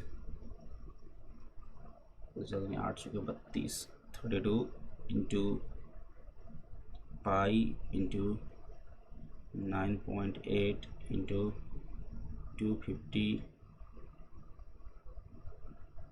9.8 इंटू 250 इंटू कुछ नहीं, डिवाइड बाय कर दो, डिवाइड बाय कर देंगे 3। ठीक है, और पावर में हो जाएगा कितना अपने पास 3 यानी कि 0.6 यानी 0.082 के आसपास आ रहा है। तो इसका आंसर आ रहा है चलो 0.082 जूल। ठीक, कितना आ रहा है ये 0.082 जूल। ठीक है, तो आधे डिस्टेंस पे कितना वर्क डन होगा, उतना मतलब कितना 0.082 जूल होगा। और सेकेंड केस में भी भले ये कांस्टेंट स्पीड से आ रही है, कोई मतलब नहीं है, ग्रेविटी फोर्स लगा रही कि नहीं लगा रही है, mg नीचे की ओर लगा रही है सर। ठीक है, तो ग्रेविटेशनल फोर्स के द्वारा जो वर्क डन होगा सेम दूसरे वाले केस में भी, नेक्स्ट 252 500 मीटर वाले में केस में भी कितना होगा 0.082 जूल ही होगा। ठीक है, क्लियर है, समझ गए। तो जो है अपने पास ग्रेविटेशनल फोर्स सेम होगा, तो जो वर्क डन निकलेगा that is going to be same, बच्चा लोग। क्लियर है एवरीवन, ठीक है, समझ में आ गया। चलिए, तो यहाँ से अब आगे देखा जाए, अगला देखिए क्वेश्चन कह रहा है कि नेक्स्ट सेशन पार्ट कह रहा है कि what is the work done by the resistive force in the entire journey if its speed on reaching the ground is 10 metre per second. जब ये ग्राउंड पे 10 मीटर पर सेकेंड से दौड़ती है, मतलब पहुँचती है, तो इसके पास कितना वर्क डन हो। तो देखो यार, वर्क डन जो देखा जाएगा तो बच्चों देखो, मान लीजिए कि जब इसके पास मान लीजिए कि रेजिस्टिव फोर्स कुछ नहीं था शुरुआत में, मान लीजिए कि टोटल कुछ भी रेजिस्टिव फोर्स नहीं था, है ना। तो कोई भी रेजिस्टिव फोर्स अगर नहीं होता तो यहाँ पे जो उसकी टोटल पोटेंशियल एनर्जी थी, जो कि टोटल एनर्जी के बराबर था, पोटेंशियल एनर्जी यहाँ के टोटल काइनेटिक एनर्जी के बराबर होता कि नहीं होता। लेकिन चूंकि रेजिस्टिव फोर्स ने कुछ काम किया है, तो जो टोटल एनर्जी था जो कि पोटेंशियल एनर्जी के बराबर था यहाँ पे, वो क्या हो जाएगा बच्चों लोग, काइनेटिक एनर्जी में प्लस में कुछ एक्सटर्नल जो वर्क डन होगा लॉस हो जाएगा, है ना। मतलब वर्क डन बाई कह सकते हो रेजिस्टिव फोर्स। ठीक है, तो वर्क डन बाई जो रेजिस्टिव फोर्स होगा, रेजिस्टिव फोर्स जो निकलेगा वो क्या हो जाएगा, पोटेंशियल एनर्जी शुरुआत में कितना था माइनस का काइनेटिक एनर्जी। देखो अब शुरुआत में 500 मीटर की हाइट पे था ये भाई, शुरुआत में कहाँ पे था 500 मीटर की हाइट पे था, तो यहाँ पे पोटेंशियल एनर्जी हो जाएगा आप सभी को mgh माइनस, जब पहुँचता है तो उसके पास काइनेटिक एनर्जी है हाफ mv²। ठीक है भाई, m बाहर कर लीजिए, g की वैल्यू 9.8, हाइट है आपके सभी के पास 500 मीटर माइनस हाफ, वेलोसिटी आप बता रहे हो 10 का स्क्वायर हो जाएगा 100। ठीक है, हमने मास यहाँ से निकाल लिया क्या, मास की वैल्यू जस्ट ये है, मास की वैल्यू ये है, मास की वैल्यू कितनी हो जाएगी, डेंसिटी 1000 इंटू 4/3 पाई रेडियस 2 3 4 2 8 इंटू 10⁻⁻9 और इसकी वैल्यू कितनी आ जाएगी, इसको सॉल्व कर लेते हैं हम लोग थोड़ा सा, लेट सॉल्व इट। तो हो जाएगा 9.8 में 500 से गुणा कर दीजिए तो हो जाएगा 4900, 4900 में से हम लोग 50 हटा देंगे -50, तो दिस वैल्यू चलो डायरेक्टली अपन लिख सकते हैं 4850। ठीक है, अब इसको फर्दर सॉल्व कीजिए, इसको फर्दर सॉल्व करते हैं तो हो जाएगा 8 से भी गुणा कर दीजिए, 32 से गुणा करो इंटू पाई से गुणा करो, ठीक है, और 3 से फिर भाग दे दो। उसके बाद क्या करना है, अपने पावर में हो जाएगा -6 यानी बेसिकली 0.162, तो याद आ रहा है बच्चों अपने पास 0.163 जूल जो होगा, this will be the work done by the resistive force. ठीक है, क्लियर है, तो 0.163 जूल का जो वर्क डन होगा, this work done will be done by the resistive force. ठीक है, समझ में आ गया क्या कॉन्सेप्ट हमने लगाया। मान लीजिए कोई भी रेजिस्टिव फोर्स नहीं था तो उस हाइट पे कोई भी काइनेटिक एनर्जी नहीं थी, उस हाइट पे तो केवल टोटल पोटेंशियल एनर्जी था, तो total energy total potential energy बराबर होगा। जब यहाँ पहुँचता तो उसके पास टोटल काइनेटिक एनर्जी होती, कोई पोटेंशियल नहीं होती, राइट है। तो यहाँ की पोटेंशियल वहाँ काइनेटिक बराबर होना चाहिए था, लेकिन कुछ एक्सटर्नल लॉस हुआ तो काइनेटिक एनर्जी में कुछ लॉस नहीं निकलेगी, तो काइनेटिक के साथ क्या कर लोगे, एक्सटर्नल जो वर्क डन निकला है वो जोड़ दीजिए, तो यहाँ से आप लोग निकाल सकते हैं। ठीक है भाई, हो जाएगा एवरीवन, कोई दिक्कत यहाँ तक, ठीक है।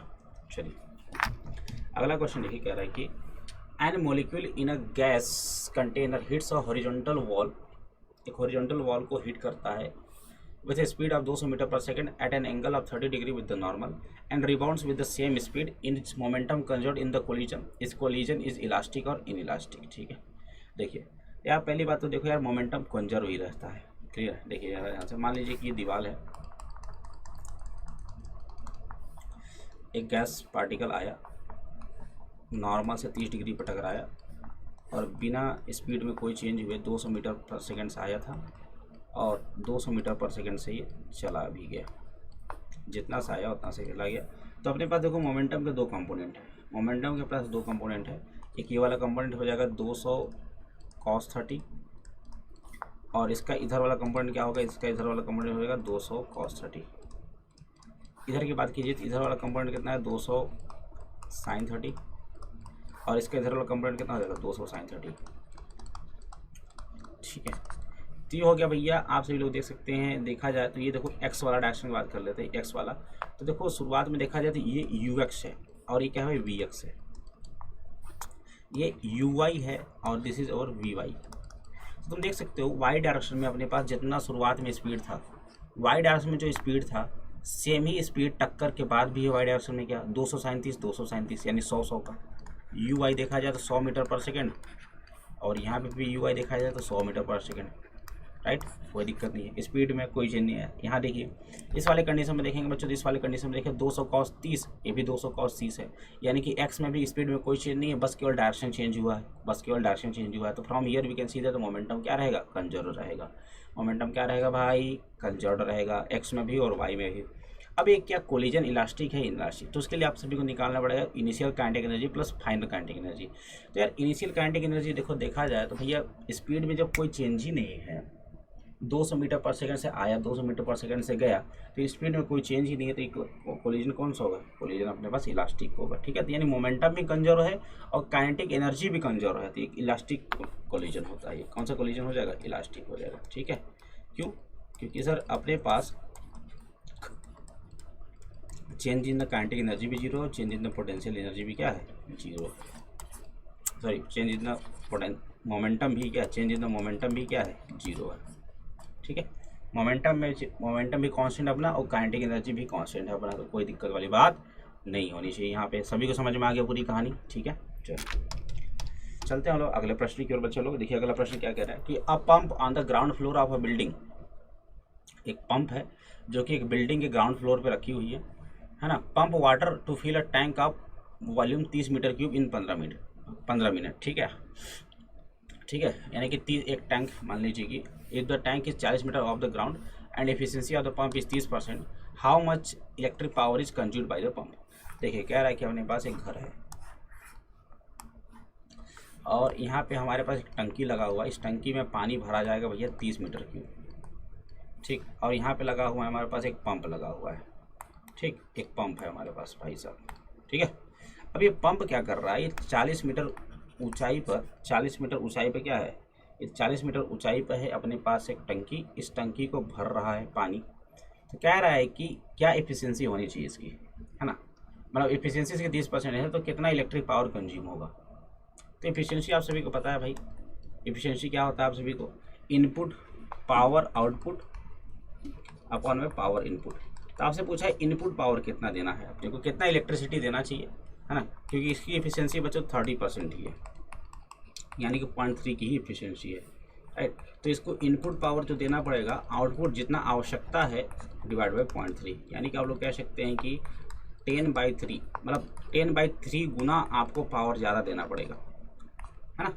आउटपुट अब कितना आउटपुट पावर की आवश्यकता है, तो भैया आउटपुट पावर मतलब आपको पानी को ऊपर चढ़ाना है, कितना चढ़ाना है सर, mgh ऊंचाई तक, कितना चढ़ाना है, mgh ऊंचाई तक, मतलब mgh, है ना।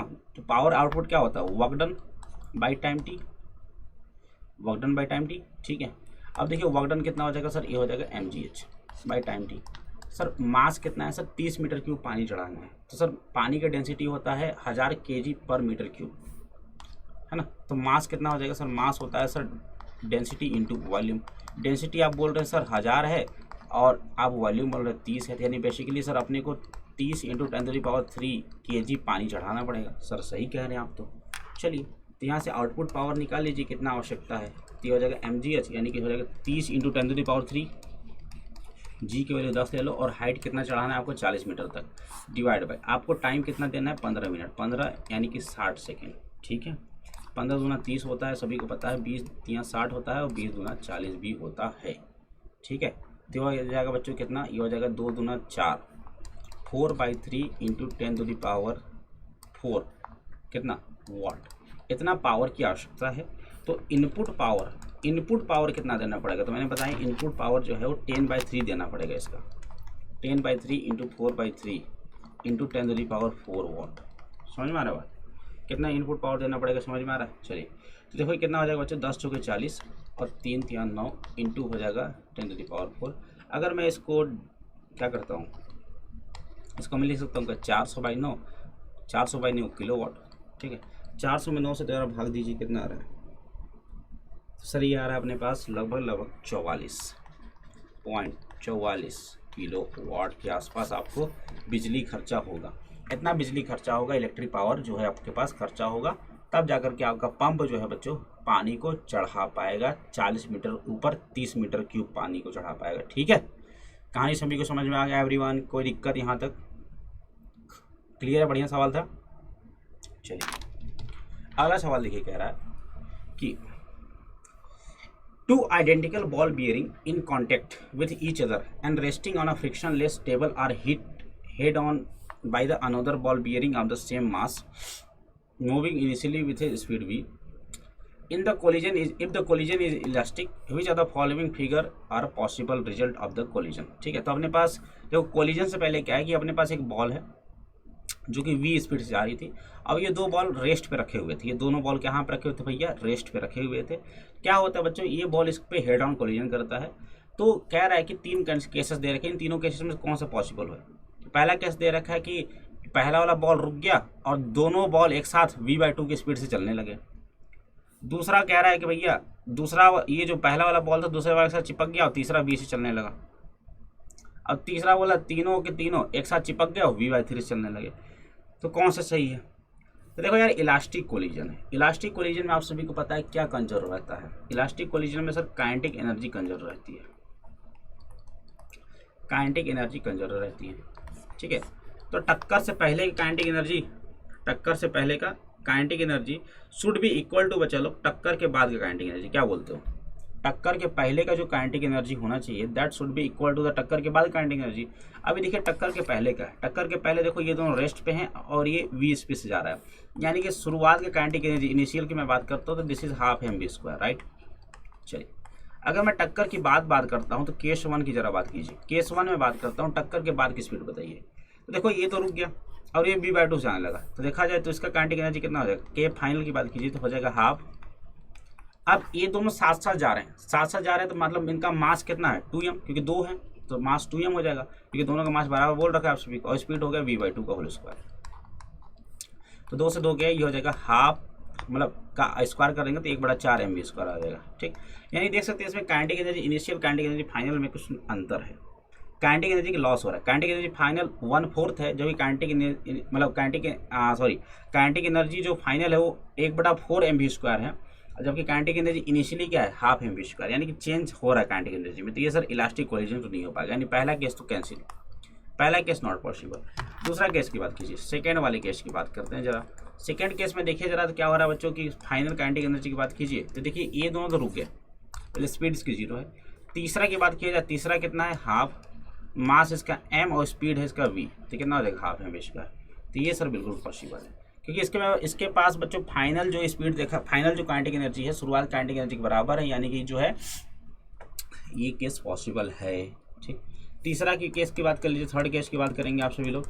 इसका फाइनल काइनेटिक एनर्जी देखा जाए तो हाफ, मास देखो तीनों के मास v/3 से जा रहे हैं, यानी कि 3m is going with the speed of v/3 कर देंगे तो क्या आ जाएगा, क्या ये सर ये आ जाएगा कितना हाफ 1/6 mv², कितना हो जाएगा 1/6 mv²। तो यहाँ पे भी देख सकते हो तुम्हारा पास लॉस हो रहा है एनर्जी का। ठीक, तो अपने पास ओनली दूसरा केस जो है, only second case is the possible for the elastic collision. ठीक है, इलास्टिक कोलिजन के लिए केवल और केवल सेकेंड केस भैया पॉसिबल है, और कोई भी केस पॉसिबल नहीं है। समझ में आ गया सभी को, समझ में आ गया, पूरी की पूरी कहानी क्लियर है। अगर समझ में आ गया तो फटाफट सभी लोग बटन को लाइक कर देंगे यार, हिट बटन को लाइक करेंगे सभी लोग फटाफट। चलो भाई नेक्स्ट क्वेश्चन, अगला क्वेश्चन देखिए क्या रहा है, the bob A of pendulum release from 30 degree to the vertical hits another bob B of the same mass at rest on a table as shown in the figure. How high does the bob A rise, ए कितना ऊंचाई तक उठेगा है ना, after the collision neglect the size of the bobs and assume the collision to be elastic. अगर बच्चा लोग अगर ये परफेक्टली इलास्टिक कोलिजन है, अगर ये परफेक्टली इलास्टिक कोलिजन है, अगर दोनों का मास बराबर है, तो क्या आपको याद है कि अगर एक पार्टिकल रेस्ट पे रहता है और एक पार्टिकल के पास स्पीड रहता है और ये जाते हैं इलास्टिक कोलिजन करते हैं, तो आपको पता है क्या कि जो पहला वाला पार्टिकल है वो रुक जाता है और दूसरा पार्टिकल सेम स्पीड से आगे बढ़ जाता है। बोलो याद है क्या, याद है सर। ठीक, तो क्या होगा, ये जो पार्टिकल ए है सर ये बिल्कुल आकर के यहाँ पर रुक जाएगा और ये दूसरा पार्टिकल है ये उड़ जाएगा, समझ गए। तो क्या कह सकते हैं, तो सर ये कोई भी ऊंचाई तक नहीं उठ पाएगा, इसकी जो हाइट होगी दैट विल बी 0, है ना। तो जो बॉब है, Bob A will not rise, ये नहीं उठेगा सर, इसकी हाइट में कोई भी वृद्धि नहीं होगी, क्योंकि ये सर जैसे यहाँ पे आएगा ये रेस्ट पे आ जाएगा और इसको मोशन दे देगा, अपने पास वेलोसिटी दे देगा। क्लियर है कि नहीं क्लियर भाई? अगर बात समझ में आ गया, अगर कॉन्सेप्ट मजा आ गया तो फटाफट लाइक कर देना। ठीक है भाई, समझ में आ गया बच्चों लोग, किसी कोई दिक्कत यहाँ तक? क्लियर है, पूरी कहानी क्लियर हो रही है कि नहीं हो रही है? सर हो रही है बिल्कुल। ठीक है, चला जाए आगे। चलिए नेक्स्ट क्वेश्चन आप सभी के स्क्रीन पे देखिए क्या रहा है कि अगला क्वेश्चन देखो क्या कह रहा है कि the bob of pendulum is release from a horizontal position. Bob of pendulum is released from a horizontal position if the length of the pendulum is 1.5 meter. What is the speed with which the bob arrives at the lowermost point given that it dissipated 5% of its initial energy against air resistance? ठीक है, तो आपको देखिए कह रहा है क्या, आपको देखो ये कह रहा है कि एक बॉब है ना, इसको यहाँ से पकड़ यहाँ पे बांधा हुआ, इसको बिल्कुल हॉरिजॉन्टल से छोड़ा जाता है ना। The bob of pendulum is released from horizontal position, बिल्कुल इसको हॉरिजॉन्टल पोजीशन से छोड़ा जाता है। If the length of the pendulum is 1.5 metre, तो what is the speed with which the bob arrives at the lower most point. तो क्या किस स्पीड से ये लोअर मोस्ट पॉइंट पे अराइव करेगा, इस वाले पॉइंट पे इसकी स्पीड क्या होगी, ये मानते हुए कि इसका जो 5% एनर्जी है वो खत्म हो गया एयर रेजिस्टेंस में। तो ज़रा बताइए यहाँ पे किस एनर्जी से आएगा। तो बच्चों अगर देखा जाए इस पर्टिकुलर पॉइंट पे, अगर आप ध्यान से देखें तो इस पर्टिकुलर पॉइंट पे अपने पास है क्या, केवल और केवल पोटेंशियल एनर्जी। जब यहाँ पे और जब यहाँ पे आएगा तो इसकी हाइट 0 हो गई, तो इसके पास होगा क्या, काइनेटिक एनर्जी, यानी potential energy will be converted fully into the kinetic energy. लेकिन 5% एनर्जी का लॉस हो रहा है, यानी कि 95% पोटेंशियल एनर्जी जो होगा वो कन्वर्टेड हो जाएगा किस में, काइनेटिक एनर्जी में। समझ में आ गया कि नहीं आ गया? ठीक है, बस यही कहानी और कुछ नहीं कहानी इसमें। तो आप लोग देखेंगे 95% मतलब 95/100 पोटेंशियल एनर्जी होता है mgh is equal to kinetic energy होता है हाफ mv²। मास से मास काट दीजिए और 2 से गुणा कर दीजिए तो हो जाएगा 95 इंटू कितना 2 डिवाइड बाई 100 इंटू जी की वैल्यू कितनी है बच्चा लोग, जी की वैल्यू है आप सब लोग ले लीजिए 9.8 ले लीजिए, और हाइट आपको दिया है 1.5 मीटर, क्योंकि 1.5 मीटर ही रस्सी की लंबाई है। और इसका अगर आप रूट ले लेते हैं बच्चा लोग तो आपको निकल जाएगा क्या, वेलोसिटी। क्या निकल जाएगा, इसका स्पीड निकल जाएगा कि किस स्पीड से ये टकराएगा। ठीक है, तो इसको सॉल्व कर दीजिए, आसान से क्वेश्चन हो गया ये, है ना। तो हो जाएगा 95 डिवाइड बाई 50 कर दीजिए इंटू 9.8 भी हो जाएगा। ठीक है, और इंटू कितना करेंगे 1.5 तो होगा 27.93 का रूल ले लेंगे, कितना आ जाएगा 5×5=25 5 पॉइंट समथिंग आएगा, यानी स्पीड जो होगा वो लगभग 5.3 मीटर पर सेकंड के आसपास आ जाएगा जो स्पीड आ जाएगा। यानी कि जब जैसे ही मिनिमम पोजीशन में पहुंचता है, जैसे ही लोअर मोस्ट पॉइंट में पहुंचता है, इसके पास स्पीड हो जाएगा चलो कितना 5.3 मीटर पर सेकंड का। समझ में आ गया क्या एवरीवन? किसी कोई दिक्कत यहाँ तक? मज़ा आ गया तो फटाफट लाइक कर दीजिए। चलते हैं हम लोग अगले प्रश्न की ओर। चलो भाई अगले प्रश्न की ओर देखिए क्या कह रहा है। A trolley of mass 300 kg, ठीक है 300 kg मास का एक ट्रॉली है, carrying a sand bag of 50 kg is moving uniformly with A speed of 27 kilometre per our. मतलब एक ट्रॉली है, ठीक। अब इस ट्रॉली में एक सैंड का बैग भी है,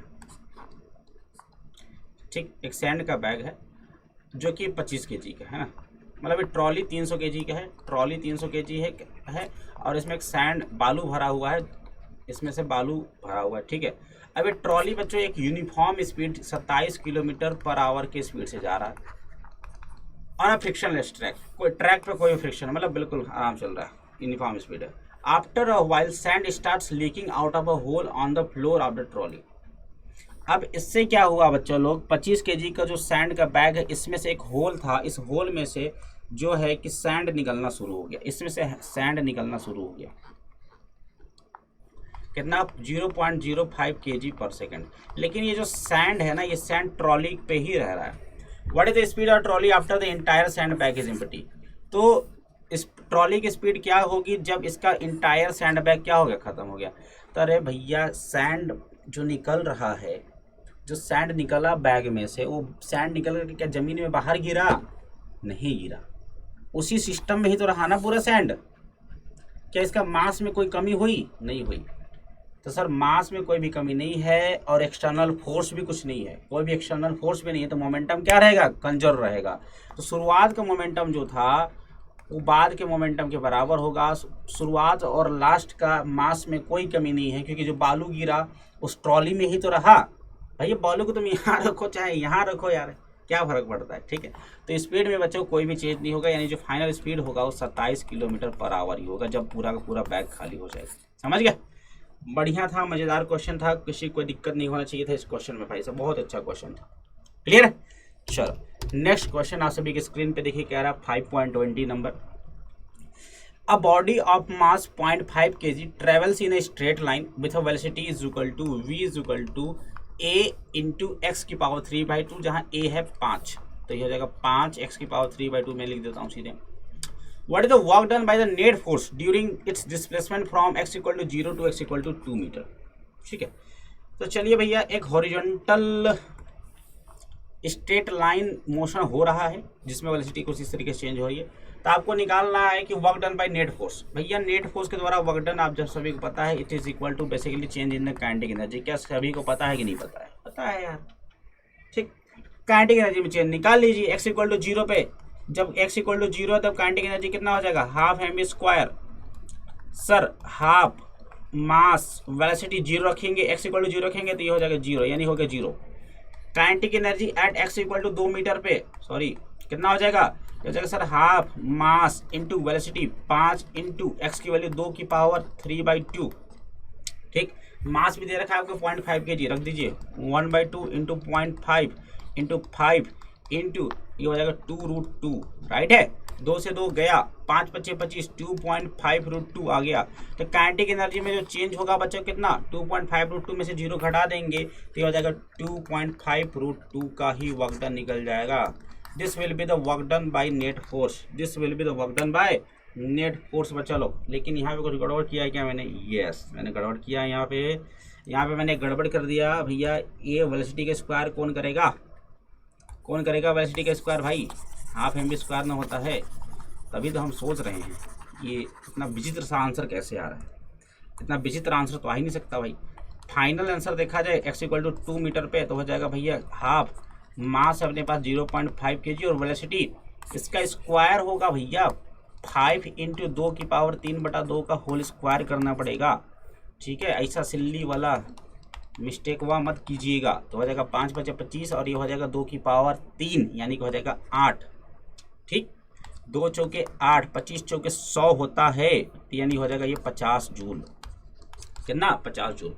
तो x = 2 मीटर पे, x = 2 मीटर पे जो काइनेटिक एनर्जी है 50 जूल है और x = 0 पे काइनेटिक एनर्जी 0 है। तो काइनेटिक एनर्जी में चेंज कितना होगा, 50 - 0 यानी 50 जूल का चेंज होगा। This will be equal to the net work done बच्चा लोग, है ना, ठीक है। समझ में आ गया, मजा आ गया, बढ़िया क्वेश्चन था। चलिए चलते हम लोग अगले क्वेश्चन की ओर। क्वेश्चन नंबर 21 आप सभी के स्क्रीन पे बढ़िया क्वेश्चन है, थोड़ा सा दिमाग वाला क्वेश्चन है भाई, ठीक है। चलिए आते हैं हम लोग क्वेश्चन नंबर 21 पे। देखा जाए, देखिए क्या क्वेश्चन कह रहा है कि the blades of a wind mill SVEEP out a circle of area A.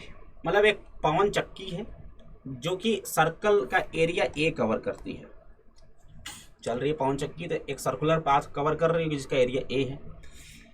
If the wind flows at a velocity v perpendicular to the circle, what is the mass of the air passing through it in time t?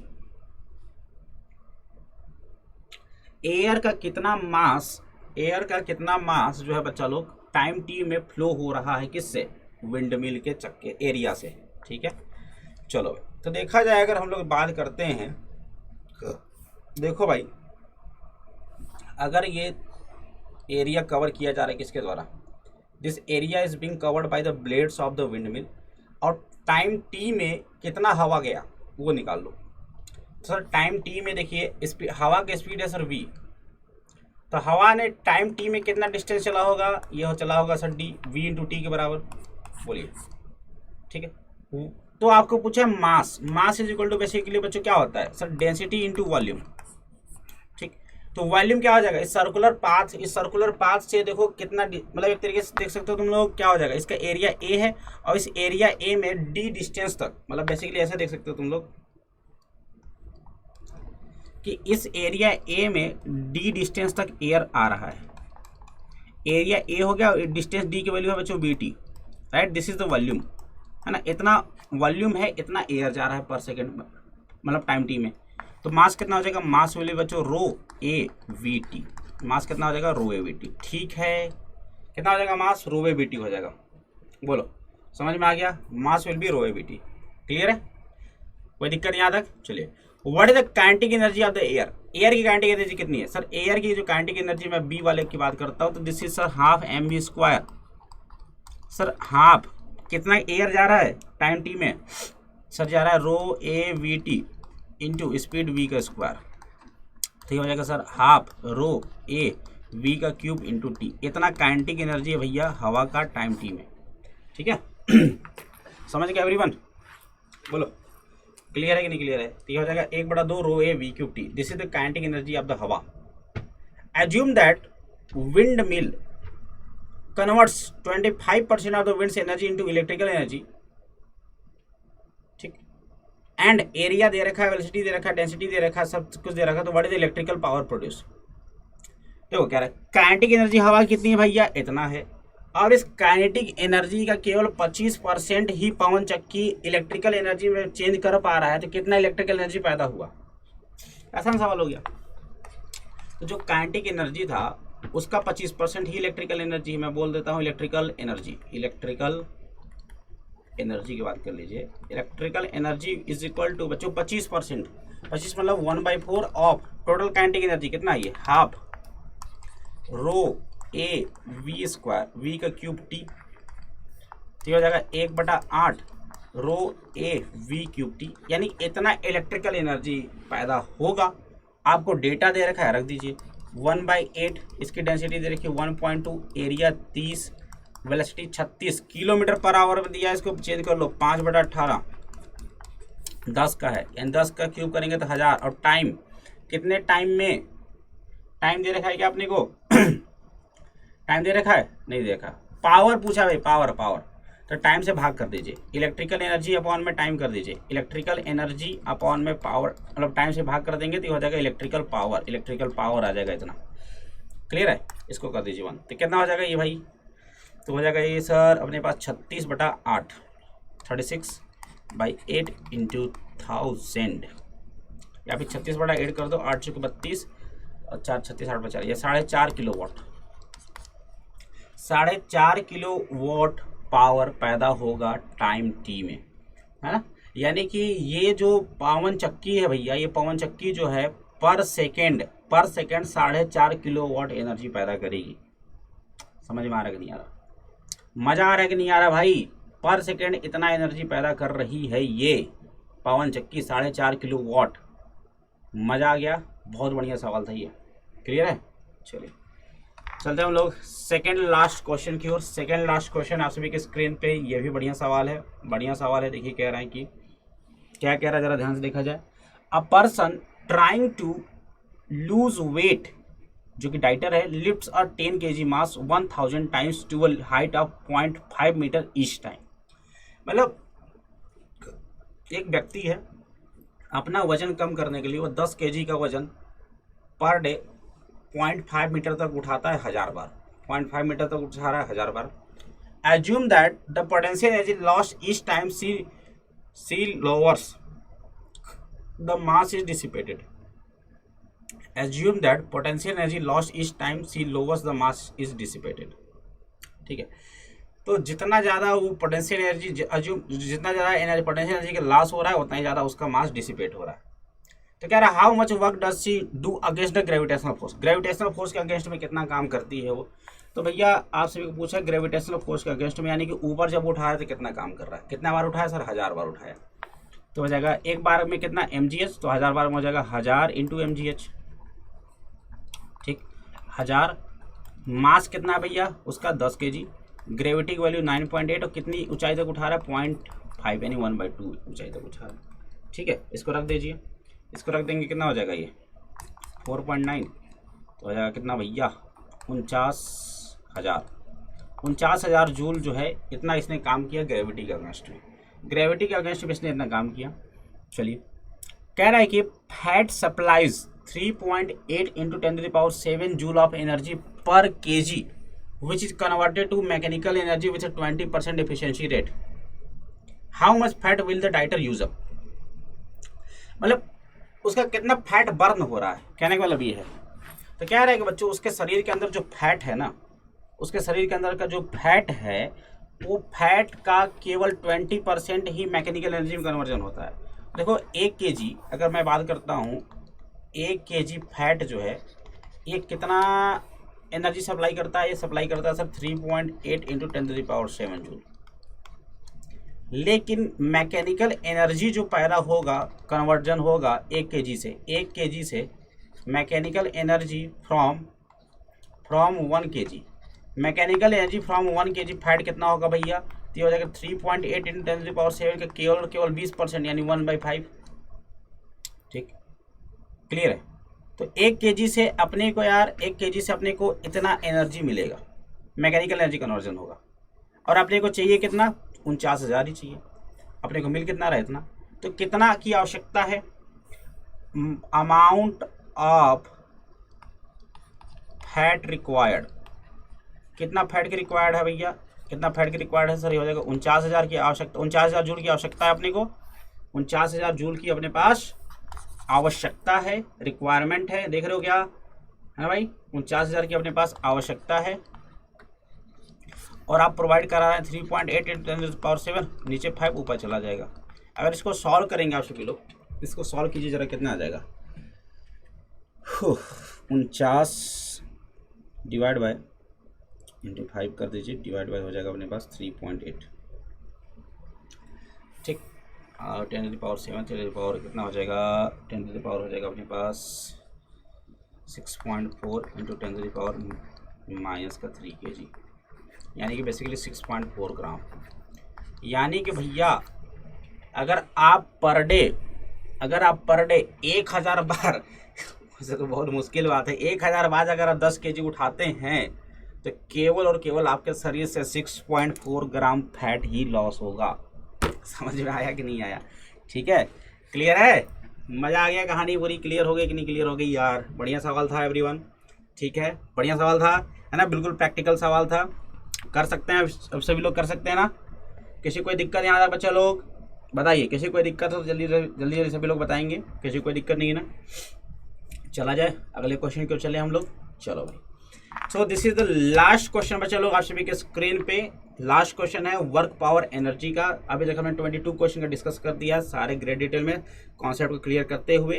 उम्मीद करता हूँ आपको मज़ा आया होगा। चलिए last question का भी हम लोग कर लेते हैं बढ़िया से। कह रहा है कि एक फैमिली है जो कि 8 किलोवाट पावर का यूज करती है, ठीक है, मतलब उसके घरों में बिजली का खर्चा है 8 किलोवाट, ठीक। Direct solar energy incident on the horizontal surface at an average rate of 200 watt per square metre. यदि इसका 20% एनर्जी जो है converted to useful electrical energy, how large an area is needed to supply 8 kilowatt. मतलब कह रहा है कि एक व्यक्ति, एक घर है, एक फैमिली है जिसका छत पे हमने लगा दिया है क्या, सोलर पैनल लगा दिया है।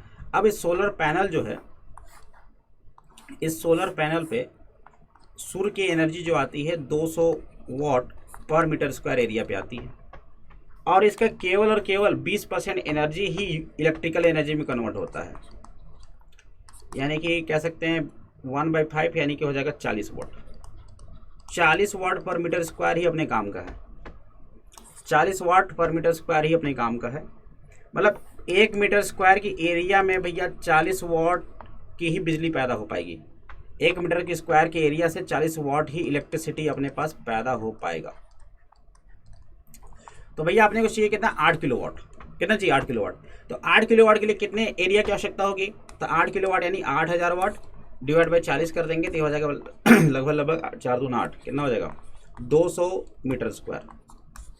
यानी कि अपने को 200 मीटर स्क्वायर बड़े छत की आवश्यकता होगी, 200 मीटर स्क्वायर बड़े घर की आवश्यकता होगी, छत की आवश्यकता होगी, एरिया की आवश्यकता होती है, जिसका प्रयोग करके आप लोग घर की बिजली को पैदा कर सकते, मतलब घर में सप्लाई कर सकते हैं 8 किलोवाट। ठीक, समझ में आ गया? अगला क्या है, compare this area to the that of roof of a typical house. एक टिपिकल हाउस से इस एरिया कंपेरिजन कीजिए। तो बच्चों अगर देखा जाए तो 200 मीटर स्क्वायर एरिया कोई बड़ी बात नहीं है। तो एक मैं बात करता हूँ बच्चों की, अगर एक लार्ज साइज हाउस है, एक मतलब 200 मीटर स्क्वायर मतलब समझ लो कि 20 मीटर लंबा घर हो गया, 10 मीटर चौड़ा हो गया, ऐसा समझ सकते हो। 20 मीटर लंबा घर हो गया और 10 मीटर चौड़ा घर हो गया।